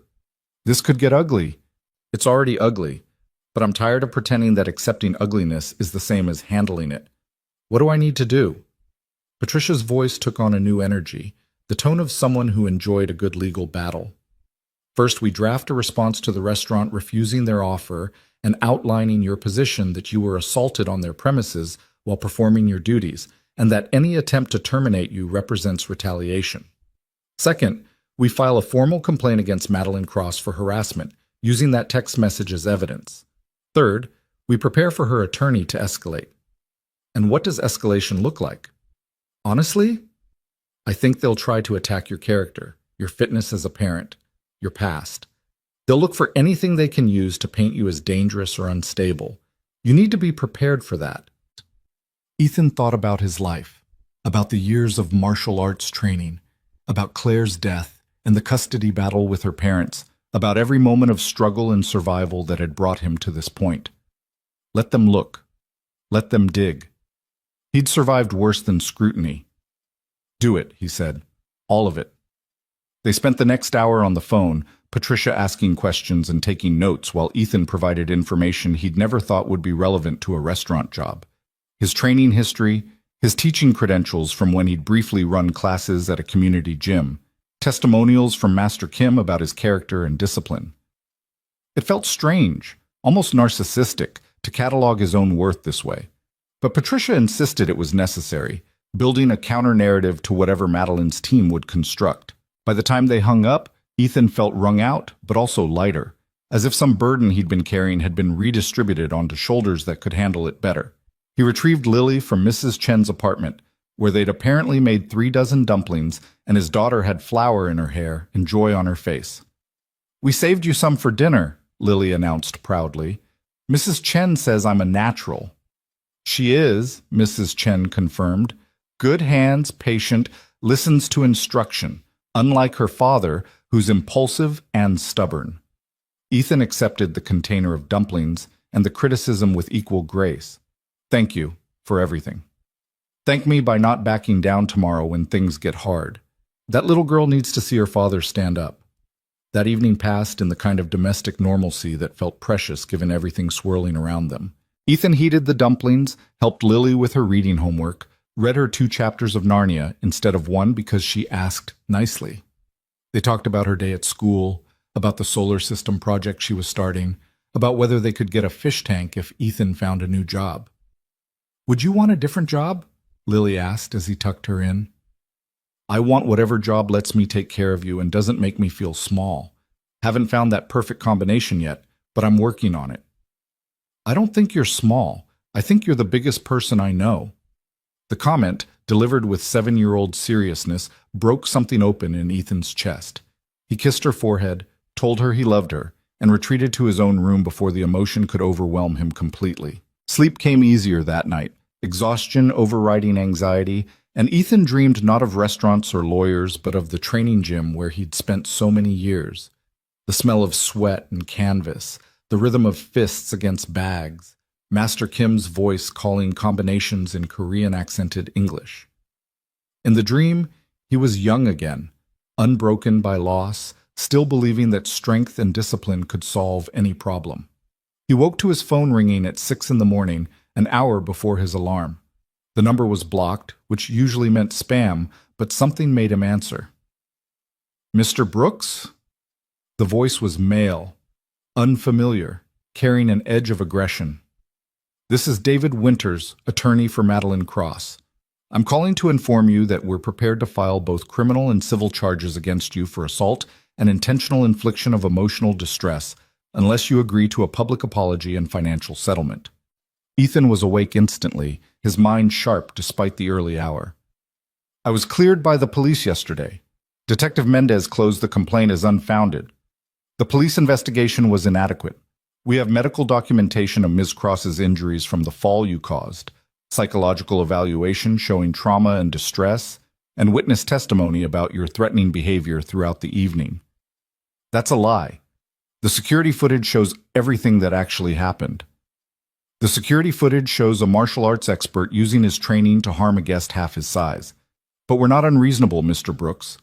Ms. Cross is willing to accept a written apology, posted to your social media, along with a payment of $50,000 in damages, and this all goes away quietly." The number was so absurd it took Ethan a moment to process it. $50,000. More than he made in a year for an assault he didn't commit to apologize for being attacked. "No," he said simply. "Excuse me?" "I said no. I'm not apologizing for something I didn't do, and I'm certainly not paying your client anything. If she wants to file charges, tell her to file them. I've got my own attorney, and we're prepared to countersue for harassment." There was a pause on the line, as if Winters hadn't expected resistance. "You're making a serious mistake. Do you understand what kind of resources Ms. Cross has? She can bury you in legal fees, ruin any chance you have of future employment, drag this out for years." "Then I guess it'll drag out for years. Have a good morning, Mr. Winters." Ethan hung up before the lawyer could respond, his hands shaking with adrenaline. He'd just declared war on someone with infinite resources and nothing but spite motivating her. It was possibly the stupidest thing he'd ever done. It also felt right in a way nothing had felt right in a long time. He texted Patricia immediately, recounting the conversation. Her response came back within minutes. Perfect. Document the call if you can remember details. They're showing their hand early, which suggests they're not as confident as they're pretending. Don't take any more calls without me present. The rest of the morning unfolded with surreal normalcy. Breakfast with Lily, the walk to school, other parents chatting about weekend plans and school fundraisers while Ethan's life was actively imploding in ways they couldn't see. He smiled, made appropriate responses, and felt like an actor playing the role of normal dad, while inside he was preparing for battle. Patricia called at 9 with news. The restaurant's ownership met this morning. They're withdrawing the severance offer and requesting you return to work tomorrow night. They are? Why? Because I pointed out that their attempt to pay you off could be construed as admission that they failed to provide a safe workplace. Also, the viral video has actually increased their reservation requests. People want to eat at the place where the hero waiter works. You're suddenly good for business. Ethan should have felt vindicated. Instead, he felt manipulated, reduced once again to a commodity valued only for his utility to others. And if I don't want to go back, then we negotiate an exit on your terms, not theirs. But Ethan, having your job back means having income while we deal with Cross's legal team. It gives you stability. It also means serving the next Madeline Cross who walks through the door, pretending I'm invisible while people treat me like furniture. The words came out harder than he intended, carrying 3 years of accumulated resentment. I can't do it anymore, Patricia. I can't go back to that. Then what do you want? It was a simple question that required a complicated answer. What did he want? Safety for Lily, yes. Financial stability, obviously. But underneath those necessities was something else. Something he'd been suppressing so long, he'd almost forgotten it existed. He wanted his dignity back. He wanted to feel like himself again, not the diminished version he'd become. He wanted Lily to see him stand up, exactly like Mrs. Chen had said. I want to settle with the restaurant on terms that give me 6 months of salary and benefits, enough time to figure out what comes next without desperation driving every decision. And I want to face Madeline Cross in court if it comes to that, because I'm done letting rich people think they can hurt whoever they want without consequences. Patricia was quiet for a moment. That's a tall order, but it's also principled and defensible.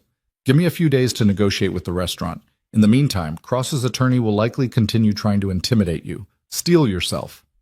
The intimidation came faster than expected. By noon, Ethan's phone was flooded with messages from blocked numbers, some threatening legal action, others more personally vicious.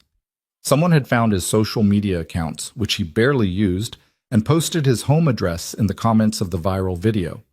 The restaurant's Yelp page was being bombed with fake reviews accusing them of employing violent criminals.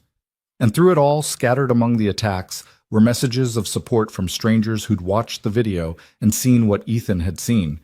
A man being abused, trying his best not to escalate, trying to walk away, trying to do everything right, and being punished for it anyway. Stay strong, one message read. You showed more restraint than most people would have. Don't let them break you. Another. As a server who's dealt with customers like this, thank you for standing up. Even accidentally, you stood up. But the message that hit Ethan hardest came from an account belonging to someone named Marcus Rivera, who wrote, I was at Lumiere that night at table 12. I watched that whole thing happen, and I did nothing. I sat there like everyone else and watched her humiliate you because intervening seemed awkward.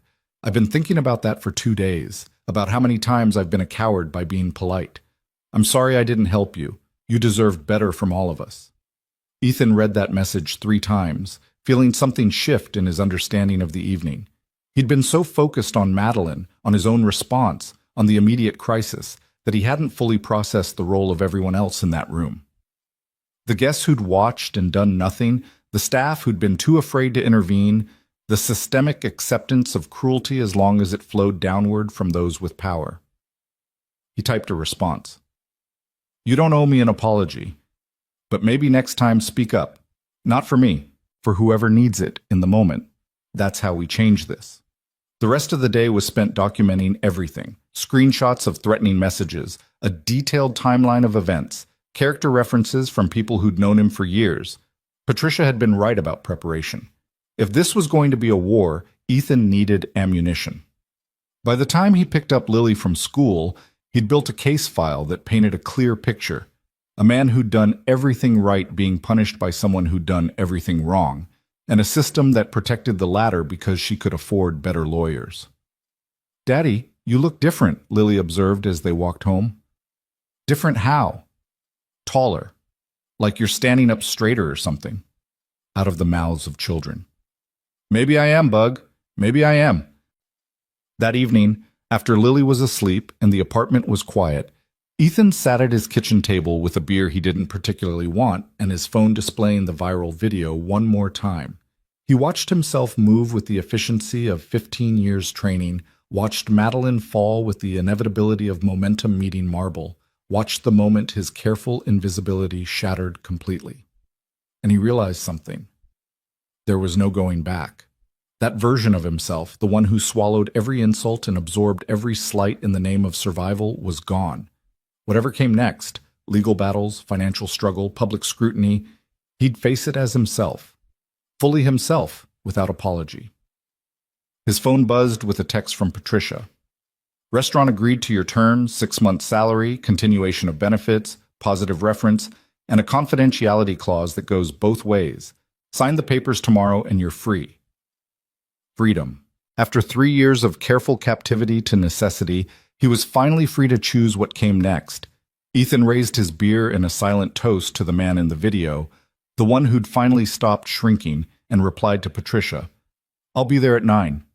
Then he opened his laptop and began searching for martial arts gyms in the area that might need instructors, for community centers that offered self-defense classes, for any opportunity that would let him use his skills without apologizing for having them. The future was uncertain, probably difficult, possibly disastrous. But it was his again, and that made all the difference. Morning came with the weight of finality, the kind of day where everything either broke apart or fell into place. Ethan woke before his alarm, dressed in the same second-hand suit he'd worn to the police station, and tried to ignore the way his hands wanted to shake as he knotted his tie. Lily appeared in his doorway, already dressed for school, watching him with those serious eyes that missed nothing. "Is today important?" "Yeah, Bug. Today's important." "Are you scared?" The question caught him off guard, not because she'd asked, but because she'd given him permission to be honest. Children had a way of doing that, cutting through adult pretense to the truth underneath. "A little," he admitted. "But sometimes the right thing to do is scary. That doesn't mean you don't do it." Lily crossed the room and wrapped her arms around his waist, squeezing tight. "You're the bravest person I know." Ethan held his daughter, breathing in the strawberry scent of her shampoo, and felt something settle in his chest. Whatever happened in the next few hours, this was what mattered. Not the money, not the job, not even the principle of the thing. Just this small person who believed in him completely. "Come on," he said, pulling back and forcing lightness into his voice. "Let's get you to school so I can go be brave." Mrs. Chen was waiting in the hallway when they emerged, holding a thermos of coffee and a paper bag that smelled like fresh pastries. "Breakfast," she announced. "You'll need your strength." "Mrs. Chen, you don't have to—" "I don't do anything I don't want to do. Eat." She pressed the bag into his hands, then crouched down to Lily's level. "Your daddy is going to have a very good day. You know how I know?" "How?" "Because he's finally fighting back, and the universe likes people who fight back." She tapped Lily's nose gently. "Now go learn something important." The walk to school felt different this morning, the familiar route transformed by Ethan's awareness that this might be one of the last times he did this particular routine. After today, everything would change. Maybe for the better, maybe not, but definitely different. "Will you pick me up?" Lily asked at the school entrance. "Of course, same as always." "Even if things go bad at your meeting?" "Especially if things go bad. You and me, Bug. That's the constant." She seemed satisfied with that answer and disappeared into the building with a wave, her purple backpack bouncing against her shoulders. Ethan watched until she was out of sight, then turned toward downtown and the law office where he'd sign papers that would either free him or trap him in new ways. Patricia's office was busier than it had been during his last visit. Lawyers and assistants moving through corridors with purposeful efficiency. Patricia herself looked crisp and prepared, her desk organized with military precision, 3 copies of a settlement agreement laid out and waiting. "Good morning," she said, gesturing to the chair across from her. "Sleep well?" "Not really." "Honest, I appreciate that." She slid 1 copy of the agreement toward him. "This is everything we discussed. 6 months' salary paid out over 6 months, health insurance continuation for the same period, a positive employment reference, and mutual non-disparagement clauses. The restaurant agrees not to say anything negative about you. You agree not to say anything negative about them." Ethan scanned the document, the legal language dense but comprehensible. "And I'm officially resigning, not being fired." "Correct.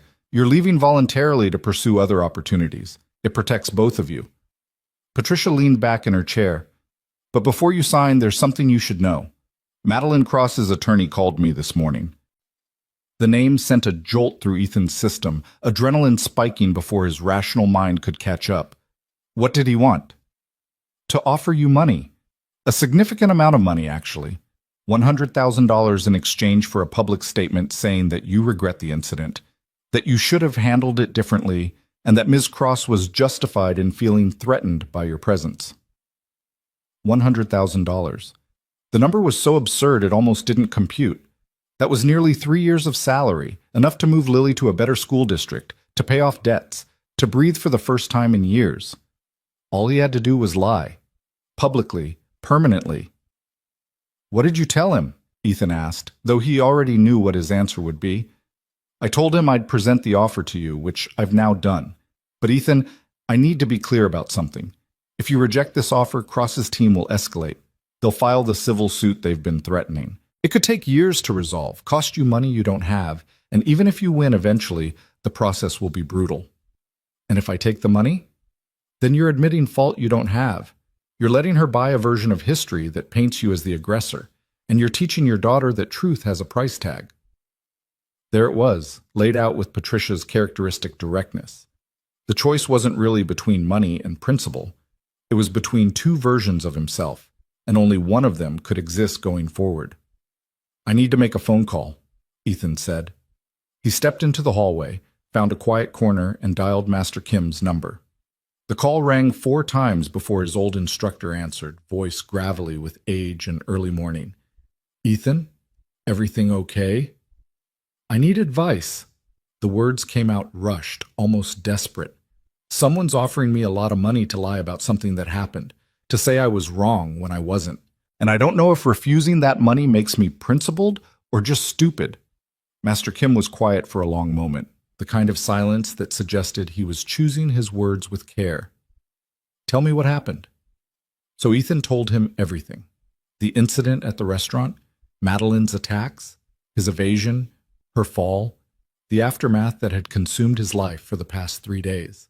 Master Kim listened without interrupting, his breathing the only sound through the phone. "You move the way I taught you," Master Kim finally said. "Minimum force, maximum efficiency, defense without aggression." "Yes." "And now someone wants to pay you to say that was wrong. They want to pay me to say I was threatening, that my training made me dangerous, that she was right to feel scared of me." "Were you threatening?" "No."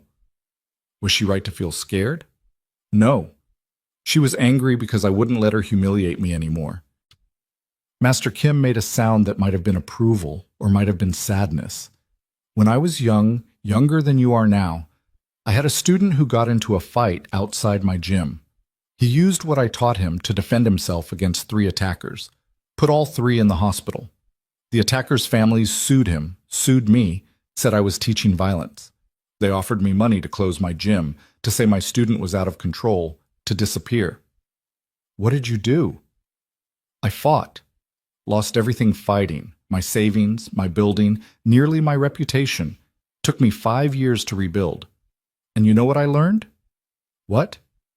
"That some things are more expensive than money. Dignity is one of them. Self-respect is another. The ability to look yourself in the mirror and recognize who you see, that's worth more than any settlement." Master Kim's voice softened.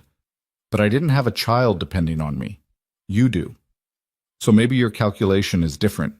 Is it though? What good is providing for Lily if I'm teaching her that truth is negotiable? That's the right question. Only you know the right answer. They talked for a few more minutes about other things, Master Kim's health, his current students, whether Ethan might come by the gym sometime. But the real conversation was already over, the advice already given, and Ethan felt something crystallize inside him with perfect clarity. He returned to Patricia's office, sat down across from her and said, "Tell Cross's attorney no. Tell him if he wants to file his lawsuit, he should file it. I'll see them in court." Patricia's expression flickered with something that might have been respect or might have been concern. "You're sure?" "I'm sure." Ethan picked up a pen and signed the settlement agreement with the restaurant, his signature bold and clear across the bottom of each page. Now let's deal with what comes next.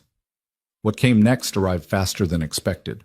By noon, Madeline Cross's attorney had filed a civil suit seeking $2 million in damages for assault, battery, intentional infliction of emotional distress, and negligent hiring on the part of Lumiere. The complaint was a masterpiece of creative fiction, painting Ethan as a violent martial artist with a history of aggression who'd stalked and terrorized a defenseless businesswoman. Patricia read through it with increasing incredulity, occasionally shaking her head or making notes in the margins. "This is mostly garbage, but there are a few concerning elements. They've found your custody case from 3 years ago and are using your in-laws' initial opposition to paint you as unstable. They've also got statements from other restaurant workers claiming you were intense and intimidating. I've worked there for 3 years without a single incident." "I know. But they're building a narrative of simmering violence waiting to explode. It's manipulative, but it's also effective storytelling." Patricia looked up from the documents.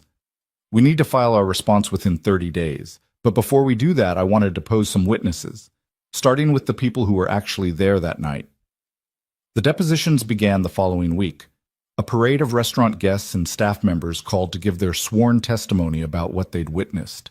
Ethan sat through each one in Patricia's conference room, listening to people describe the worst night of his life from their various perspectives. Richard Chen, the silver-haired businessman, was unequivocal in his support. Ms. Cross was behaving abominably from the moment she sat down. She was rude, dismissive, and deliberately provocative toward Mr. Brooks. When she slapped him, I was shocked. When she attacked him again, I wasn't surprised. She'd clearly lost control of herself. His 2 colleagues gave similar testimony, both expressing regret that they hadn't intervened sooner. "We were there for business," one admitted. "Calling out a potential investor seemed like a bad career move at the time. In retrospect, it was cowardice." Sarah, the server who Marco had mentioned crying after a previous encounter with Madeline, was visibly nervous but determined. "She came in every few weeks, and she was always terrible, always finding fault, always making someone feel small. When I heard what happened to Ethan, my first thought was finally someone didn't just take it." But not all the testimony was supportive. Another server, a young man named Travis, who'd started a month before the incident, claimed Ethan had always been weird and standoffish, and that he'd seen him practicing combat moves in the break room. "What kind of combat moves?" Patricia asked. "I don't know, like stretching and stuff, but aggressive stretching." "Aggressive stretching?" "Yeah, like he was preparing for something." Patricia made a note, her expression neutral. Later, in private, she told Ethan that Travis had been reprimanded twice for sexual harassment and was likely hostile because Ethan had reported him. His testimony won't hold much weight, but it shows they're trying everything. The most painful deposition came from Marco, Ethan's former floor manager, who clearly didn't want to be there and struggled with every question. "Would you describe Mr. Brooks as a good employee?" Patricia asked. "Yes, one of the best." "Did you ever witness him being aggressive or threatening toward guests?" "No, never." "What about the night of the incident with Ms. Cross?" Marco hesitated, and in that hesitation Ethan saw the pressure he was under. He was professional throughout. Even when she was berating him, he stayed calm, but what? But there was a moment right before she slapped him where his whole demeanor changed, like he'd made some decision. I can't explain it exactly, but it felt like he'd stopped being the waiter and become someone else, someone harder. The observation landed with uncomfortable accuracy because Marco was right. That had been the moment when Ethan had stopped performing submission, when he'd decided he was done participating in his own degradation. But hearing it described this way, through the filter of someone trying not to damage him while also protecting themselves, made it sound ominous. Did this change in demeanor include any threatening behavior? Patricia pressed. No, he just stood differently, spoke differently, more direct. So he acted like someone who'd reached their limit of acceptable treatment? I guess, yeah.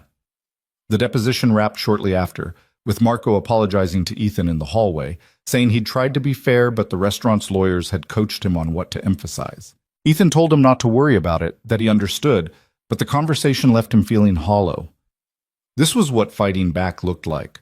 Watching people you'd worked beside for years pick their words carefully to avoid being destroyed alongside you, reducing complex human moments to legal ammunition, having your entire character judged by strangers based on carefully edited testimony. The media attention didn't help. The viral video had spawned countless think pieces about class dynamics, about service worker abuse, about the ethics of self-defense. Ethan's face was everywhere, on news websites, in social media debates, even printed in newspapers alongside articles analyzing the incident from every possible angle. Some outlets painted him as a hero, a working-class champion who'd finally stood up to entitled wealth. Others suggested he was a dangerous individual whose martial arts background should disqualify him from public-facing work. The truth, which was that he was just a tired father who'd tried to walk away from a bad situation, got lost in the competing narratives. The attention made simple things complicated. Ethan couldn't walk Lily to school without someone recognizing him, wanting to share their opinion, or get a selfie, or express support that felt more like voyeurism. Other parents at the school started treating him differently, some with obvious admiration, others with visible discomfort, as if proximity to controversy might be contagious. "Mr. Brooks, do you have a moment?" It was Lily's teacher, Ms. Patterson, catching him at pickup one afternoon. "I wanted to let you know that some of the other children have been asking Lily about the video. We've addressed it as best we can, but I thought you should be aware." Ethan felt something cold settle in his stomach. What kind of questions? Whether you're a fighter, whether you hurt people. 7-year-old logic, you understand? They see headlines and fill in the blanks with imagination. Ms. Patterson's expression was sympathetic. "Lily's been handling it well, very matter of fact. She told them her dad helps people learn to be safe, but I wanted you to know in case she mentions anything at home." He thanked her and collected Lily, who was characteristically unfazed by the attention. "Tommy asked if you could beat up his dad," she reported cheerfully on the walk home. "I said probably, but you wouldn't because that's not what dads do." "That's exactly right. His dad is kind of mean, though. He yells at their dog." "Still not going to beat him up, Bug." "I know. I just wanted you to know he deserves it." The casual moral certainty of childhood, identifying who deserved punishment without understanding the complexities that constrained adult behavior. Ethan envied that clarity, even as he worked to prepare her for a world that rarely operated on such simple principles. The weeks ground forward with bureaucratic slowness. Patricia filed their response to Madeline's lawsuit, including a countersuit for harassment, malicious prosecution, and abuse of process. The legal documents flew back and forth like artillery, each side trying to damage the other's position before they ever reached a courtroom. Money became tight faster than Ethan had anticipated. The 6-month settlement from Lumiere helped, but legal fees ate into it with alarming speed. Patricia had agreed to work partially on contingency, meaning she'd take a larger percentage if they won, but there were still court costs, filing fees, expert witness deposits. Ethan picked up work where he could find it, a few shifts at a different restaurant where nobody knew his face, some private training sessions teaching self-defense to women who'd reached out after seeing the video. It wasn't enough to replace his lost income, but it kept them afloat. The hardest part was the waiting. Waiting for depositions, waiting for court dates, waiting for Madeline's legal team to make their next move. The uncertainty stretched like taffy, pulling thin but never quite breaking. Then, 6 weeks after the incident, something shifted. Patricia called on a Tuesday morning, her voice tight with suppressed excitement. "We just received discovery materials from Cross's attorney. You need to see this."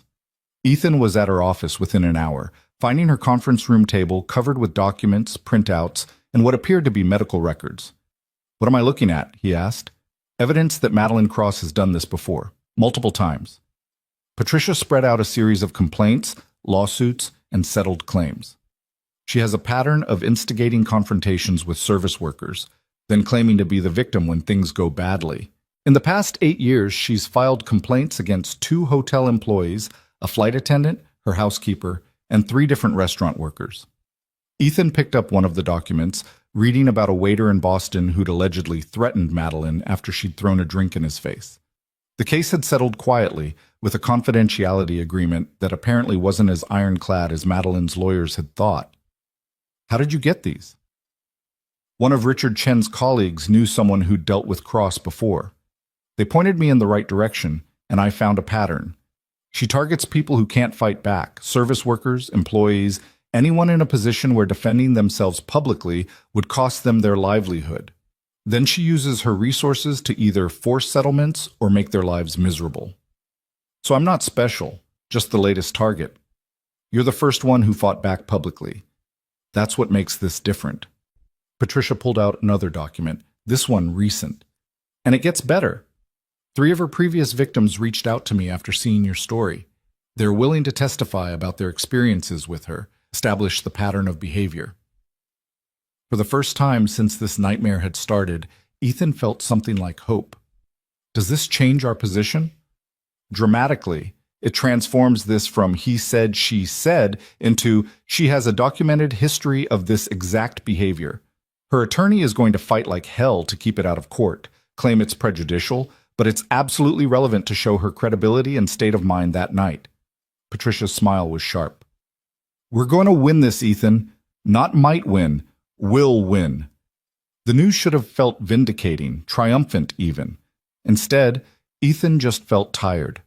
Tired of fighting, tired of being angry, tired of organizing his entire life around this woman who'd spent a single evening trying to destroy him.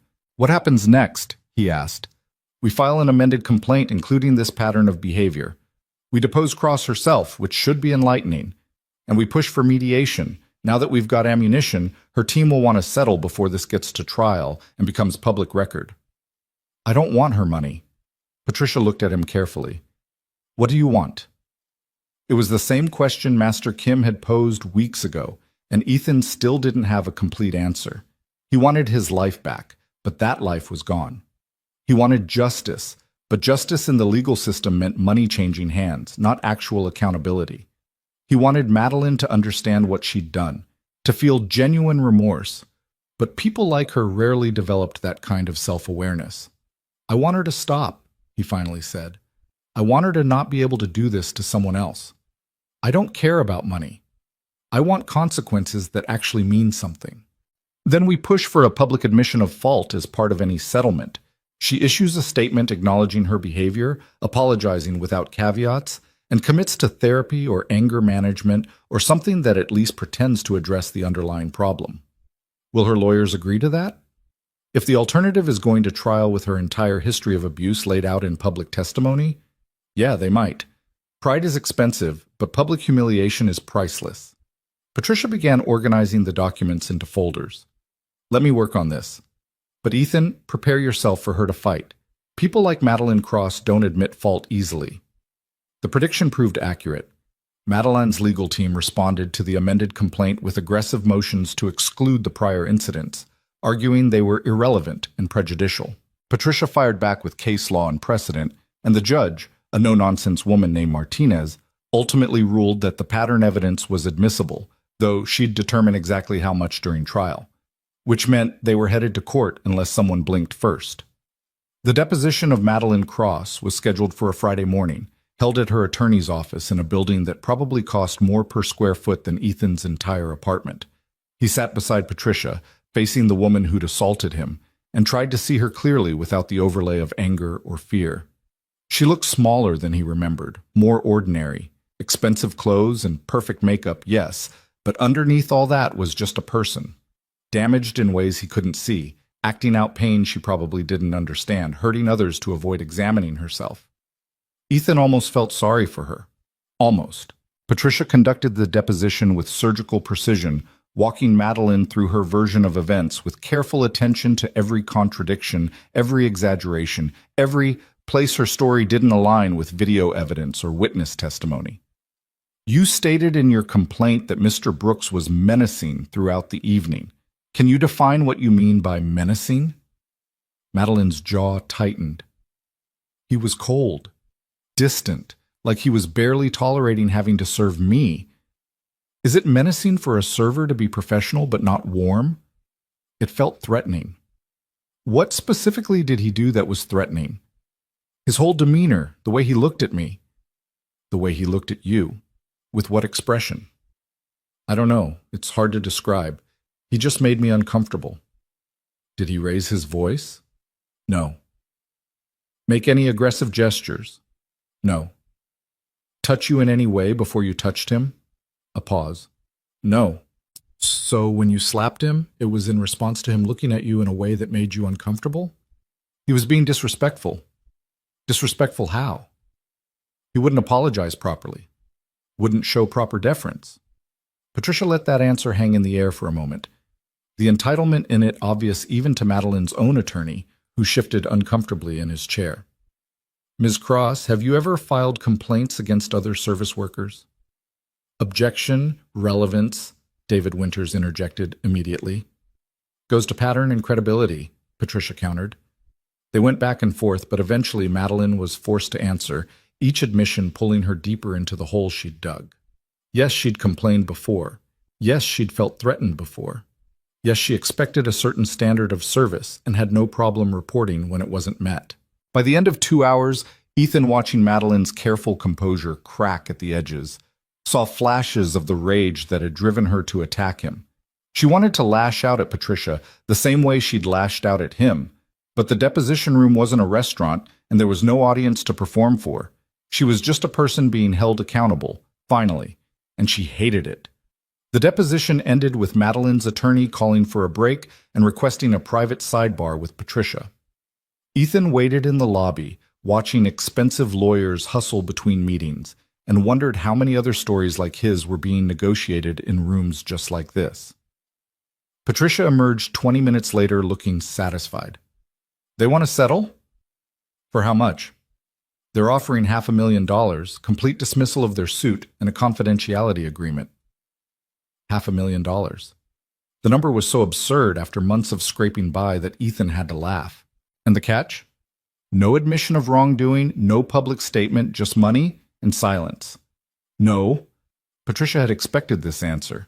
They'll go higher, probably to $750,000, maybe even $1 million if we push.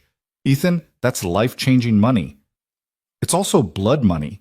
It's paying me to let her keep doing this to other people. He stood up, suddenly desperate to be out of this building with its marble floors and the scent of wealth. Tell them we want what we asked for. Public acknowledgement, apology, therapy requirement. If they won't agree, we'll see them in court. 2 days later, Patricia called with a different offer, $300,000. A public statement from Madeline acknowledging her behavior was inappropriate and apologizing to Ethan specifically, and a requirement that she complete anger management counseling. Still no admission of legal wrongdoing, but as close as they were likely to get. It's not perfect, Patricia said, but it's real consequences. The apology will be public record. The counseling requirement is enforceable, and the money gives you options. You can donate it, use it for Lily, whatever feels right. Ethan thought about his daughter, about the years of struggling ahead, about the statement this would make versus the statement he'd wanted to make. Sometimes winning wasn't getting everything you wanted. Sometimes it was getting enough to call it victory and move forward. Okay, he said. Let's accept. The settlement was finalized the following week, signed by both parties and filed with the court. Madeline's statement was brief and clearly written by lawyers, but it was also public and permanent. I regret my behavior toward Ethan Brooks at Lumiere Restaurant. My actions were inappropriate, and I apologize for any distress I caused. I'm taking steps to address my conduct going forward. It wasn't a confession. It wasn't justice in any meaningful sense.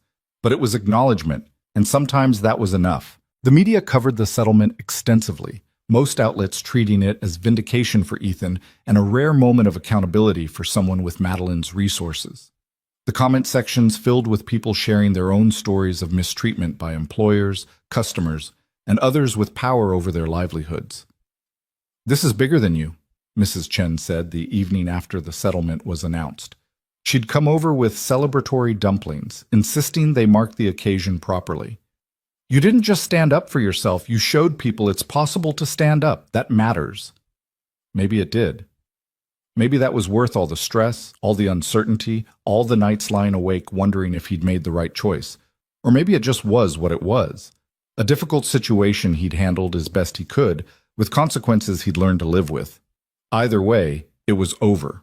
Finally, mercifully over. That night, after Lily was asleep and the apartment was quiet, Ethan sat with the settlement paperwork spread before him and tried to feel victorious. The money would solve immediate problems: back rent, medical bills, maybe even a small college fund for Lily.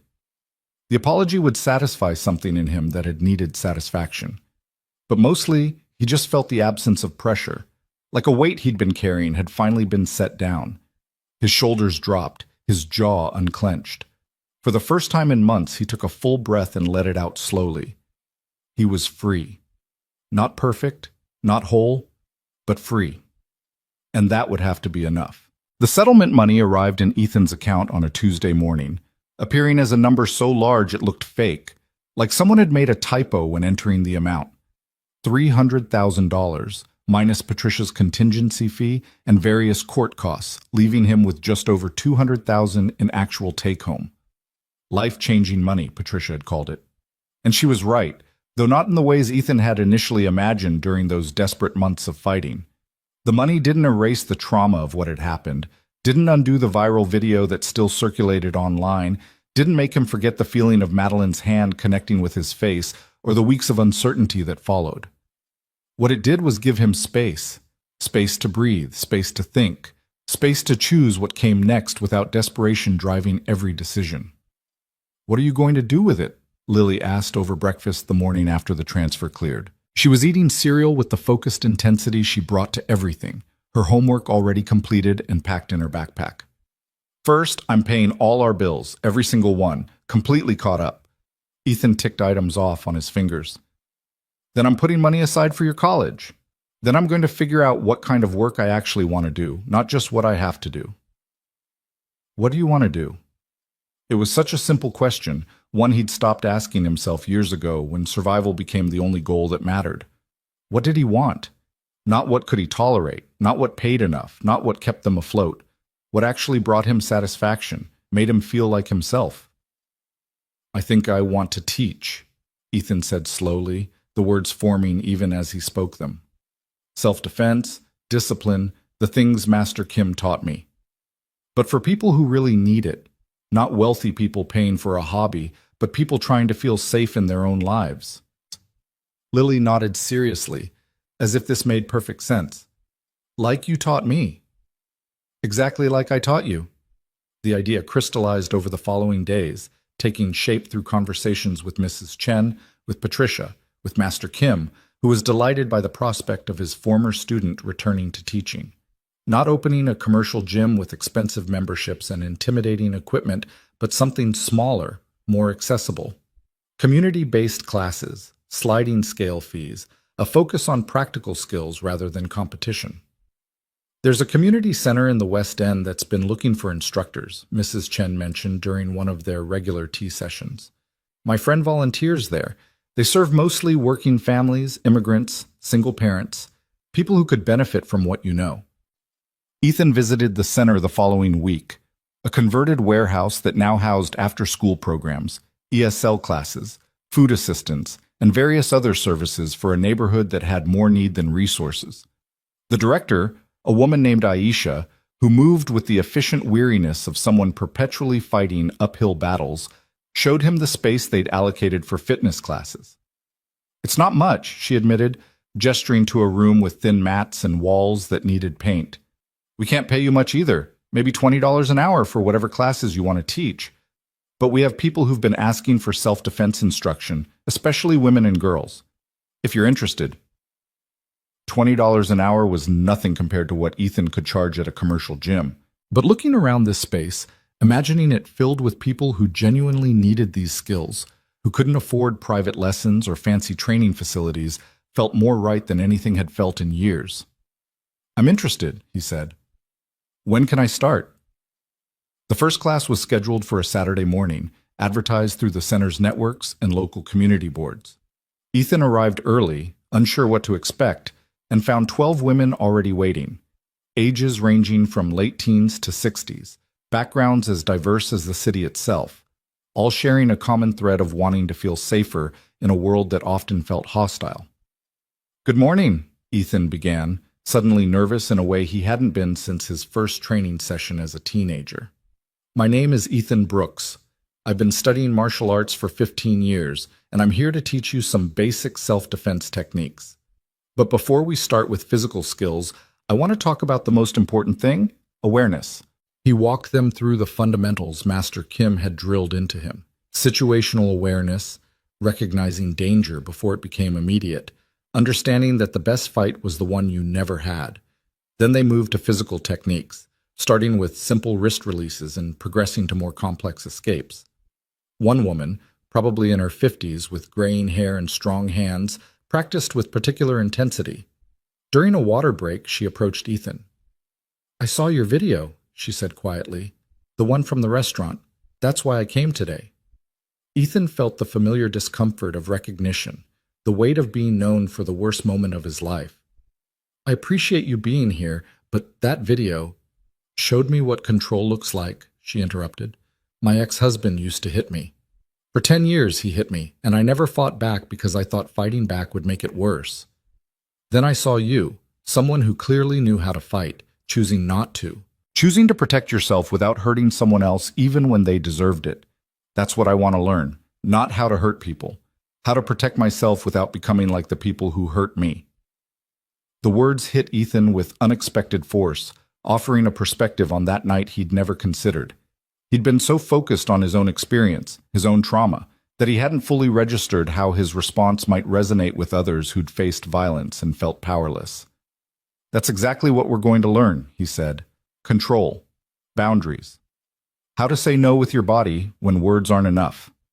The class became a regular fixture in Ethan's week, then expanded to 2 classes, then 3, as word spread through the community. He taught teenagers how to escape grabs, taught mothers how to create distance, taught elderly women that they had the right to defend their space regardless of what society suggested about deference and propriety. And in teaching them, Ethan found himself learning that strength wasn't just physical, that courage came in forms he'd never considered, that the people who showed up week after week to practice techniques they hoped never to use were often braver than anyone who'd ever stepped into a ring. Money remained tight despite the settlement. Ethan had been conservative with his spending, putting most of it away for Lily's future and their long-term security rather than indulging in anything extravagant. The community center income barely covered their basic expenses, but he supplemented it with private lessons for students who wanted more intensive training, and gradually they built something sustainable. Lily flourished in ways Ethan hadn't anticipated. With financial pressure reduced, he had more time for her, more energy to invest in homework help and school projects, and just being present. She joined the school's science club, developed an intense interest in astronomy, started talking about becoming an astrophysicist with the casual confidence of someone who'd never been told to limit her dreams. "Ms. Patterson says I'm the best student in my grade at math," Lily reported one evening, barely looking up from her homework. "She wants me to take the advanced placement test. That's amazing, Bug. You've been working hard. You help me. You explain things in ways that make sense." She chewed her pencil thoughtfully. "Tommy's dad still yells at their dog. Still not beating him up." "I know, just keeping you updated." These small moments of normalcy, of childhood proceeding as it should, felt more valuable than any settlement money. This was what Ethan had been fighting for all along, even when he didn't fully realize it. Not just survival, but the space for both of them to become whoever they were meant to be. 6 months after the settlement, Patricia called with unexpected news. "I thought you should know. Madeline Cross was arrested last night." Ethan's stomach dropped. For what? Assault. She got into an altercation with a parking attendant, shoved him into a wall when he told her she couldn't park in a handicapped space. The attendant pressed charges. Given her documented history and the terms of our settlement requiring anger management, the prosecutor is taking it seriously. Is she going to jail? Probably not. First offense technically, since our settlement wasn't a criminal conviction, but she'll likely get probation, mandatory counseling, community service. The judge apparently read about our case and is not inclined to be lenient. Patricia paused. I wanted you to know because it validates everything you said, that this was about pattern, about someone who needed real consequences to change. You might have saved that parking attendant from worse by forcing accountability on her. After hanging up, Ethan sat with this information, trying to sort through complicated feelings. He didn't feel satisfaction at Madeline's arrest, didn't experience the vindication he might have expected. Instead, he felt mostly sadness. For her, for the parking attendant, for every person caught in the blast radius of her unexamined anger. But he also felt validation for the choice he'd made to fight back, to insist on accountability even when accepting payment for silence would have been easier. It hadn't just been about his own dignity. It had been about preventing future harm, about insisting that wealth couldn't purchase immunity from consequences. The anniversary of the incident arrived with little fanfare. 1 year since Madeline had walked into Lumiere, since Ethan's life had exploded and reassembled into something different. He marked the day by taking Lily to the park, the same park he'd promised to take her during those desperate early days when everything felt uncertain. They bought ice cream from a vendor, sat on a bench watching other children play, and talked about nothing in particular: school, friends, whether they should get a cat now that their apartment allowed pets with a deposit Ethan could actually afford. "Daddy," Lily said suddenly, ice cream melting down her cone in the late afternoon sun, "are you happy now?" The question caught him off guard, forcing him to actually assess rather than deflect. Was he happy? Not in the uncomplicated way he'd been happy before Claire died, before single parenthood, before responsibility became his defining characteristic, but something better than happy, maybe. Something more durable. "Yeah, Bug, I think I am. Not because everything's perfect, but because I feel like myself again." Does that make sense? Kind of. You seem taller. Still the same height. Not physically taller, just bigger somehow, like you take up more space. Out of the mouths of children. She was right. He did take up more space now, moved through the world differently, no longer apologizing for existing or making himself smaller to accommodate others' comfort. The man who'd worked at Lumiere, who'd absorbed insults as part of the job description, felt like someone Ethan used to know rather than who he currently was. "You made me braver," Lily continued, working on her ice cream with focused attention. "When I saw what happened in that video, everyone at school saw it, you know. I thought maybe you'd be upset that everyone knew. But you weren't. You just kept being you, kept fighting even when people said you should give up. So now when things are hard at school, I think about that, about how you didn't give up." Ethan's throat tightened with emotion he hadn't expected. He'd spent so much time worrying about how the incident would damage Lily, how the public nature of it would harm her, that he'd never considered it might teach her something valuable about resilience and self-respect. "I'm proud of you," he managed. "So proud." "I'm proud of you too, Daddy." They finished their ice cream in companionable silence, watching the sun paint the sky in shades of orange and pink, and Ethan felt something settle in his chest. Not closure exactly, but acceptance. The past year had been brutal, transformative, and ultimately necessary. He wouldn't choose to repeat it, but he also couldn't regret the person it had made him become. The community center classes continued to grow. By the 1-year mark, Ethan was teaching 6 classes a week to over 50 regular students, with a waiting list for people wanting to join. The center's director approached him about developing a youth program, teaching self-defense and discipline to at-risk teenagers who needed structure and confidence. "We could pay you more," Aisha offered. "Not a lot more, but enough to make this a full-time position if you're interested. You'd be developing curriculum, training other instructors, building something sustainable." It was exactly the kind of opportunity Ethan had been hoping for. Work that mattered, that used his skills meaningfully, that paid enough to support his family without requiring him to compromise his values. He accepted immediately, and within 3 months he was working full-time at the center, building programs and training instructors and watching young people discover their own strength. One of his teenage students, a 16-year-old named Marcus, who'd initially come to classes angry and defensive, stayed after one evening to talk. "My mom wanted me to thank you," Marcus said, not quite meeting Ethan's eyes. "She says I'm different since I started coming here, calmer or something. You've been putting in the work. That's what makes the difference." "Yeah, but it's more than the physical stuff. You keep talking about control, about how real strength is choosing not to fight when you don't have to. My dad never taught me that. He just taught me that being tough meant never backing down, always escalating. Got me suspended twice before I came here.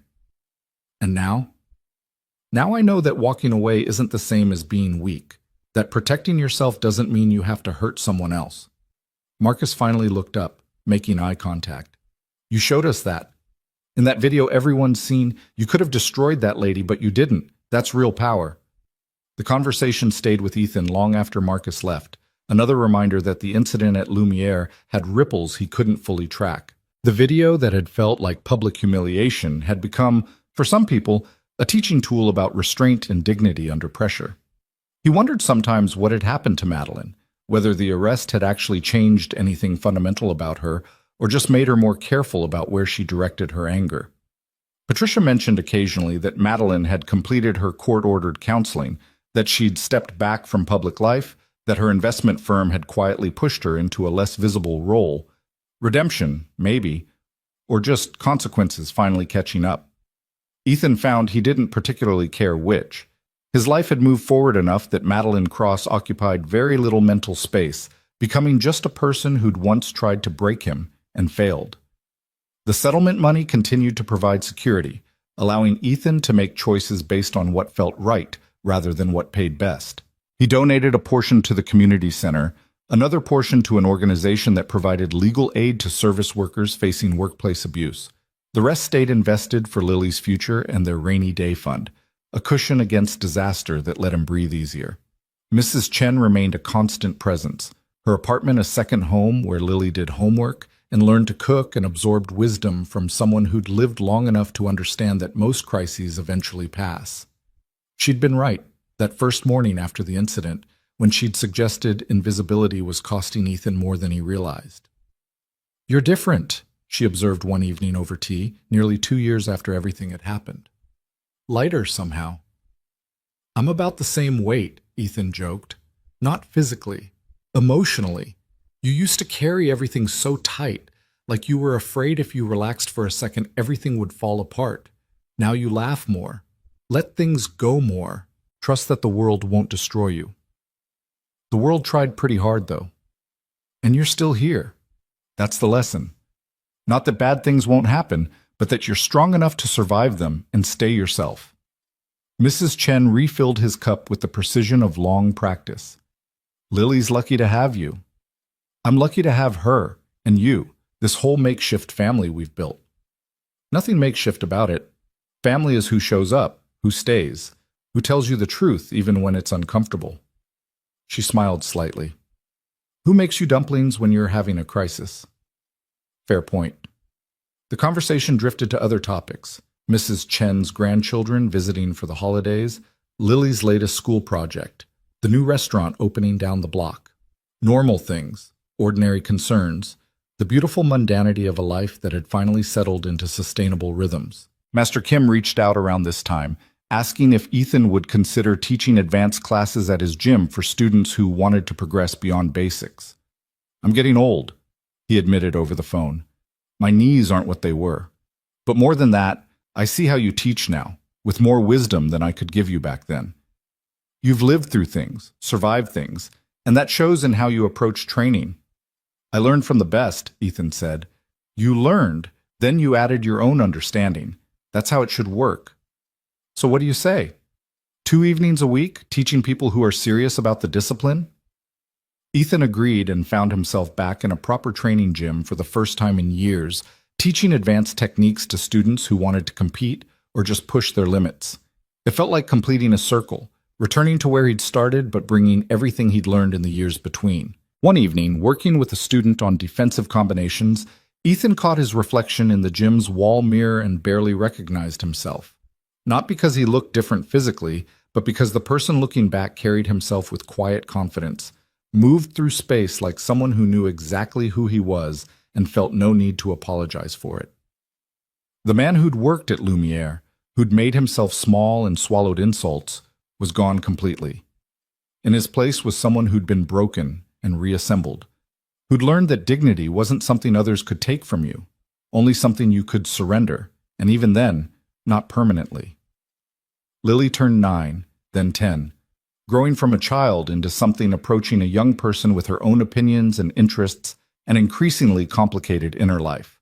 She excelled in school, joined the debate team, started teaching younger kids at the community center the basic self-defense techniques her father had taught her. "I want to be like you when I grow up," she announced one evening out of nowhere. "What do you mean?" "Someone who helps people be strong. Not just physically, but like mentally strong. Knowing who you are strong." She was sprawled on the couch doing homework, hair pulled back in a messy ponytail. "All my friends' parents work jobs they hate because they have to. You work a job you love because you chose to. That's what I want." "Sometimes choosing what you love means other stuff gets harder," Ethan cautioned, not wanting to oversimplify the reality of following your values in a world that often punished them. "I know, but you did it. You chose right even when it was expensive and scary. That matters more than being comfortable." At 10 years old, she understood things that had taken Ethan 3 decades to learn. Maybe that was the real victory of everything that had happened. Not the settlement, or the vindication, or even the career change, but raising a child who understood that integrity had value beyond its market price. The viral video eventually faded from public consciousness, replaced by newer controversies and fresher content. Occasionally someone would recognize Ethan from it, in the grocery store, at Lily's school events, on the street, but the recognition became less frequent as time passed.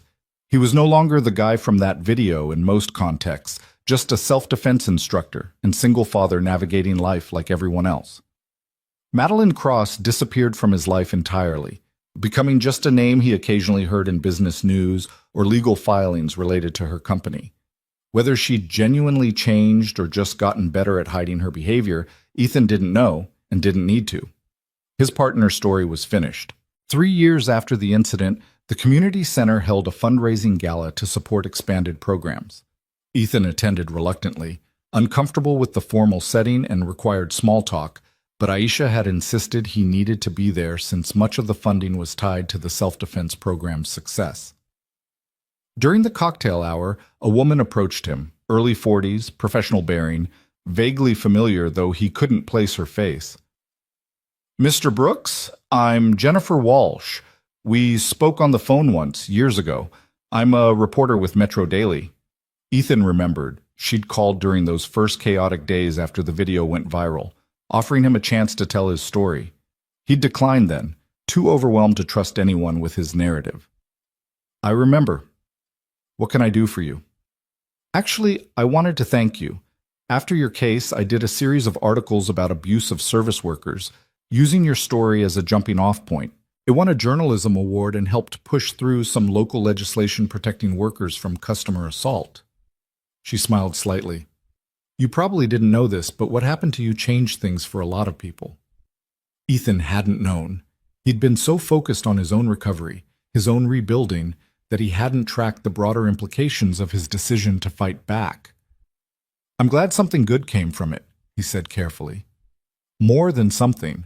Restaurant workers now have stronger legal protections. Training programs have been implemented about de-escalation and customer management. You created a conversation that needed to happen." Jennifer paused. "Would you ever consider talking about it publicly? Not for sensation, but for the educational value?" "Maybe someday. Right now I'm just focused on the work here, teaching people to protect themselves. That feels more useful than talking about the past." "Fair enough. But if you change your mind, I'd love to tell your story properly. Not the viral moment, but what came after. How you rebuilt, what you learned, the impact you're having now." They exchanged contact information, though Ethan doubted he'd ever use it. His story felt too personal, too raw, to become content for consumption. But he appreciated knowing that something positive had emerged from that nightmare, that his refusal to accept abuse as inevitable had contributed to broader change. The gala continued around them, donors and volunteers and community members mixing together in service of shared purpose. Lily was there somewhere with Mrs. Chen, probably charming everyone with her articulate explanations of orbital mechanics. Patricia had come too, bringing her wife, staying long enough to congratulate Ethan on building something meaningful before excusing herself to other engagements. Looking around the room, Ethan felt the kind of satisfaction that came from knowing you'd invested in something larger than yourself. This center, these programs, these people learning to value their own safety and dignity, this was real impact, measurable in ways that court victories and settlement checks never could be. Near the end of the evening, Aisha pulled him aside. "I have some news. We've secured funding to expand significantly. 3 new locations across the city, each needing a self-defense program. I'd like you to oversee all of them, training instructors, developing standardized curriculum, basically building a model that can scale." That's a huge responsibility. It is. But you've proven you can handle it. And more importantly, you understand what we're actually doing here. Not just teaching techniques, but rebuilding people's sense of agency and worth. That's not something you can just hire for. It has to come from someone who's lived it. The offer came with increased salary, benefits, the kind of stability Ethan had once thought impossible while doing work he actually believed in. He accepted without hesitation, shaking Aisha's hand and already mentally planning how to structure the expanded programs. Walking home that night with Lily half asleep on his shoulder and Mrs. Chen chatting about the evening, Ethan felt something he hadn't felt in years: contentment. Not the absence of problems or challenges, but a fundamental satisfaction with the direction of his life, the person he was becoming, the future he was building. "Daddy?" Lily mumbled against his shoulder, 3/4 asleep. "Today was good." "Yeah, Bug. Today was good." And it was. Not perfect, not without complications, but genuinely good in ways that mattered. The kind of good that came from hard-won wisdom, from surviving storms and learning to navigate by stars instead of streetlights. 4 years after Madeline Cross had walked into Lumiere and changed his life forever, Ethan stood in front of a room full of new instructors at the first expanded community center location. They were diverse in age, background, and experience, but unified in wanting to use martial arts as a tool for empowerment rather than violence. "Before we talk about curriculum or techniques," Ethan began, "I want to tell you why this work matters. Most of you know my story. It's been public enough. What you might not know is what I learned from it." He paused, organizing thoughts he'd carried for years, but never quite articulated this directly. "I learned that strength isn't about how much damage you can do. It's about how much you can endure without losing yourself. I learned that fighting back doesn't always mean physical confrontation. Sometimes it means refusing to accept someone else's assessment of your worth. And I learned that the most important battle is often the one to remain human, remain compassionate, even when you'd be justified in becoming something else." The instructors listened with the intensity of people who'd chosen this work because they understood it mattered, because they'd seen or experienced the kind of powerlessness that these programs addressed. "We're not teaching people to be fighters. We're teaching them to be themselves, fully and without apology. To take up space, set boundaries, trust their instincts. The physical techniques are just tools for that larger purpose. Never forget that." Training the instructors became Ethan's primary focus over the following months, building a team that understood the philosophy as well as the techniques. He brought in guest speakers, survivors of violence, psychologists specializing in trauma, legal experts on self-defense law. The program became comprehensive, addressing not just the physical aspects of safety, but the emotional and psychological dimensions. Master Kim came to observe one of the training sessions, watching with the critical eye of someone who'd spent 50 years in martial arts. Afterward, he pulled Ethan aside. "You've become a better teacher than I ever was," he said simply. "Master Kim, it's true. I taught technique, discipline, tradition, important things, yes. But you teach something deeper, how to stay whole when the world tries to break you. That's wisdom I never had to give." The compliment meant more than any settlement money, any legal victory, any external validation. This man who'd shaped so much of who Ethan was recognized that his student had evolved beyond mimicry into something original and valuable. "I learned from your foundation," Ethan said. "Everything I teach is built on what you gave me." "As it should be, but You added floors I never imagined. That's the way of things. Each generation takes what came before and builds higher. Master Kim smiled, the expression crinkling his weathered face. I'm proud of you. Not for fighting back, not for winning, for choosing to use what happened as fuel for helping others. The programs continued to expand, reaching more people, changing more lives in small but significant ways. Ethan heard stories regularly now. A woman who'd escaped an abusive relationship feeling strong enough to testify in court. A teenager who'd avoided a robbery by projecting confidence learned in class. A single mother who'd set boundaries with a harassing neighbor. Not every story had a happy ending. Some students stopped coming after a few sessions, unable to face the emotional work that came with physical training. Others made progress, then backslid when life got overwhelming. But enough people found genuine help, genuine transformation, that the work felt meaningful even on difficult days. Lily was 12 when she asked to take her first formal martial arts class. Not just the basics her father had taught, but real training at Master Kim's gym. Ethan watched her first session with the same anxiety any parent feels seeing their child step into something challenging, wanting to protect her while knowing protection meant letting her struggle. She was good, coordinated, focused, absorbing instruction with the same intensity she brought to school and science projects. But more than good, she was herself, approaching martial arts as another tool for understanding the world rather than as identity or performance. How was it? Ethan asked afterward as they walked to the car. Hard. My legs hurt. But good hard, you know? Like I accomplished something.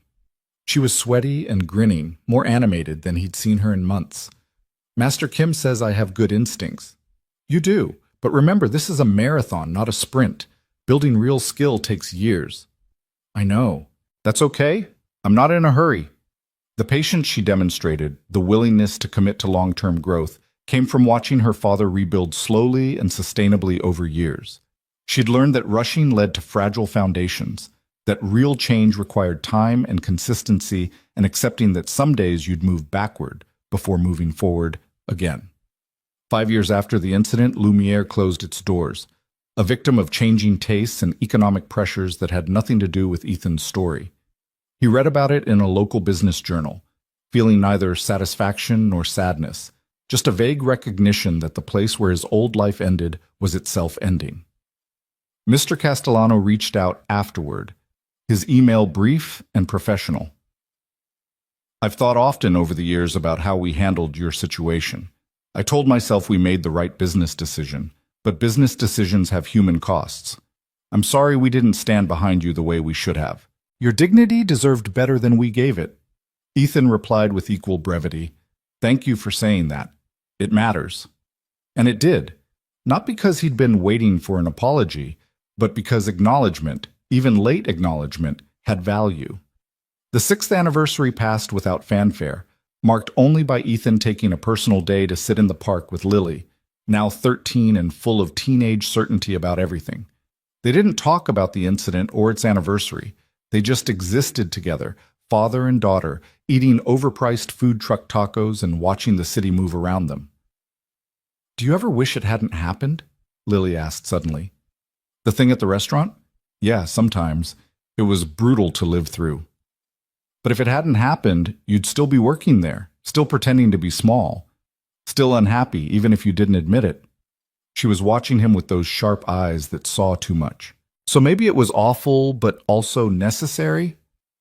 That's a very mature way of thinking about trauma. I've had a good teacher. They sat in silence for a while after that, and Ethan realized his daughter had become someone he genuinely liked, not just loved. She was thoughtful, principled, willing to sit with complexity rather than demanding simple answers. Whatever mistakes he'd made as a parent, and there had been many, he'd apparently gotten enough right that she was turning into a remarkable human. I'm proud of you, he said. I know, you tell me constantly. Because it's true constantly. She rolled her eyes but smiled, that teenage dismissal that couldn't quite hide pleasure at the praise. They finished their tacos and walked home through streets Ethan had once navigated with exhausted desperation, now traveled with something approaching peace. The community center programs continued to thrive and expand, eventually partnering with schools and social service agencies to reach at-risk populations. Ethan found himself consulting on policy, training law enforcement on de-escalation, speaking at conferences about empowerment-based self-defense. None of it made him wealthy. He lived comfortably but modestly, most of the settlement money carefully invested for Lily's future. But wealth had never been the goal. Security? Yes. The ability to choose meaningful work over profitable work. The freedom to say no to situations that required him to compromise his values. These things he had, and they were enough. Master Kim died when Ethan was 38, peacefully in his sleep after a life fully lived. The funeral was packed with former students, people whose lives he'd shaped through decades of patient instruction. Ethan spoke at the service, talking about what Master Kim had given him, not just fighting skills, but a framework for living with discipline and purpose. He taught me that the way you train is the way you live, Ethan said to the assembled mourners. That cutting corners in the gym means cutting corners in life. That real strength is consistent, sustainable, built through daily commitment to being slightly better than yesterday. Everything good in my life traces back to those lessons. After the service, elderly students swapped stories about Master Kim's strict standards, his terrible jokes, his unwavering belief that anyone could improve if they were willing to work. The community that had formed around his teaching remained strong even as they grieved his absence. Lily was 16 when she earned her first belt at Master Kim's gym, now run by one of his senior students. Ethan watched her test with the same anxiety he'd felt years ago, seeing her face challenges he couldn't solve for her, knowing she had to find her own strength. She passed, exhausted and triumphant, and Ethan felt something in his chest that might have been pride but was bigger than pride. This young woman he'd raised alone through impossible circumstances was becoming exactly who she was meant to be. Confident, capable, kind, despite having every reason to be hard. Master Kim would have liked to see this, Lily said afterward, sweaty and grinning. He knew you'd get here. He told me years ago you had warrior spirit. Is that a compliment? From him? The highest.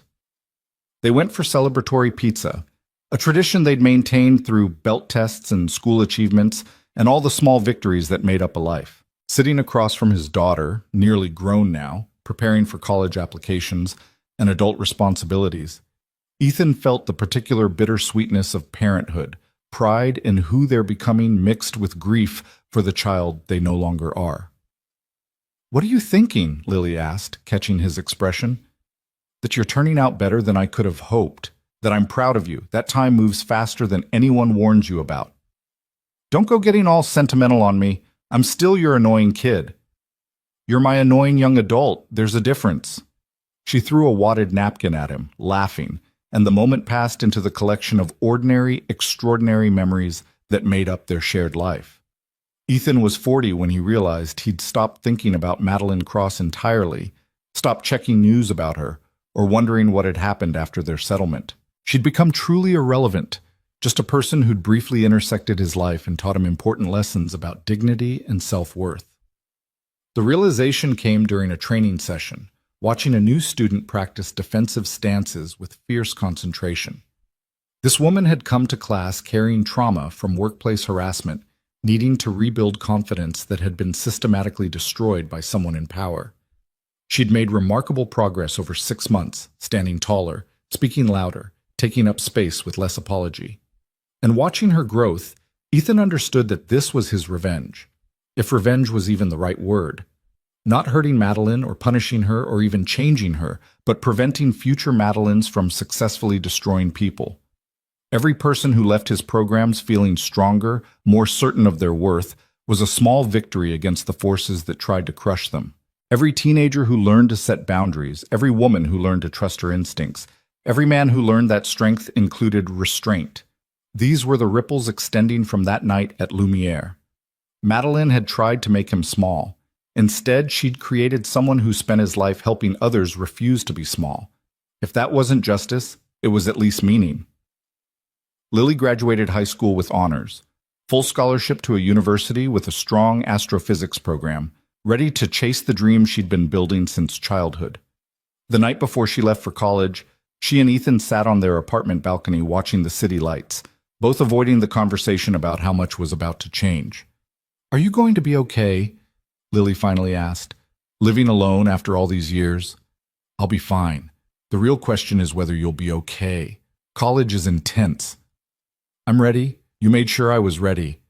She leaned against his shoulder, a gesture from childhood that she'd mostly outgrown, but returned to in moments of vulnerability.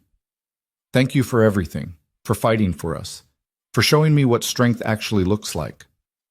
Thank you for giving me a reason to fight, for being my purpose when I couldn't find one myself. They sat in comfortable silence, father and daughter, aware this was an ending and a beginning, both. Tomorrow, she'd leave for university. Next week, Ethan would rearrange the apartment to convert her room into a home office. They'd call regularly, visit occasionally, navigate the strange new dynamic of parenting an adult child. But tonight they were still this, still the unit they'd formed in tragedy and hardened through survival, still themselves. I love you, Bug, Ethan said quietly. Love you too, Daddy. Morning came regardless of whether they were ready. Ethan drove Lily to campus, helped her move into her dorm room, met her roommate and her roommate's parents who seemed nice enough. He made sure she knew how to work the meal plan, where campus security was located, all the practical things parents worry about when launching their children into independence. And then he hugged her goodbye, longer than she probably wanted, not quite long enough for him, and drove home to an apartment that felt suddenly, profoundly empty. Mrs. Chen was waiting in the hallway when he returned, holding a casserole in sympathy. First day's the worst, she announced. Tomorrow gets easier. Day after that gets easier still. Come on, let's eat dinner, and you can tell me you're fine when we both know you're not. They ate together, drinking tea and talking about nothing and everything, and gradually the apartment felt less empty, reminding Ethan that family wasn't just biological connection, but chosen presence, Mrs. Chen had been family for years, showing up consistently, caring without condition. What now? She asked as they cleaned up the dishes. Now I keep working, keep teaching, keep building something that matters. Lily's taken care of. Scholarship plus the money I saved means she won't graduate with debt. I'm stable, healthy, doing work I love. Ethan dried the last plate and set it carefully in the cabinet. I think I'm actually happy, Mrs. Chen. After everything, I ended up happy. You earned it. Not many people fight as hard as you fought and stay themselves. You should be proud. I am. Not for the fighting, but for what came after, for choosing to use pain as fuel instead of letting it consume me. They said goodnight, and Ethan was alone in his quiet apartment, truly alone for the first time in 13 years. He'd been a father for so long that being just Ethan felt strange, unfamiliar, simultaneously liberating and terrifying. But as he sat with that strangeness, letting it settle, he realized he knew who Ethan was now.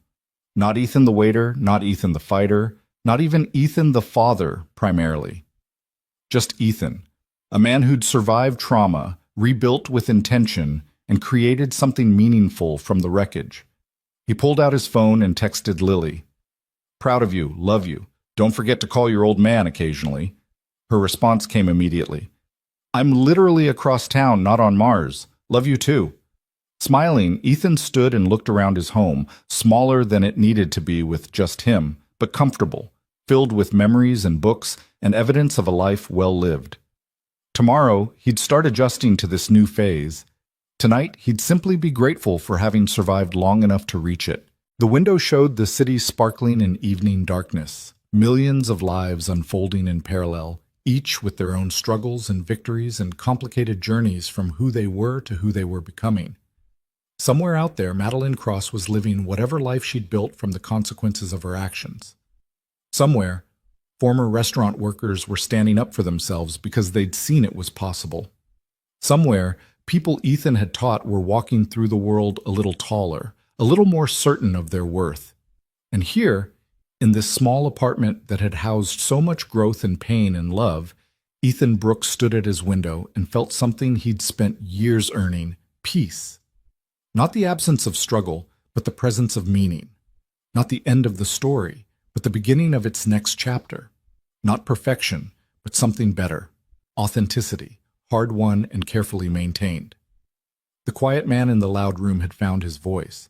The fighter had learned when not to fight. The father had raised a remarkable daughter, and in the process, become remarkable himself. It was enough. More than enough. It was everything.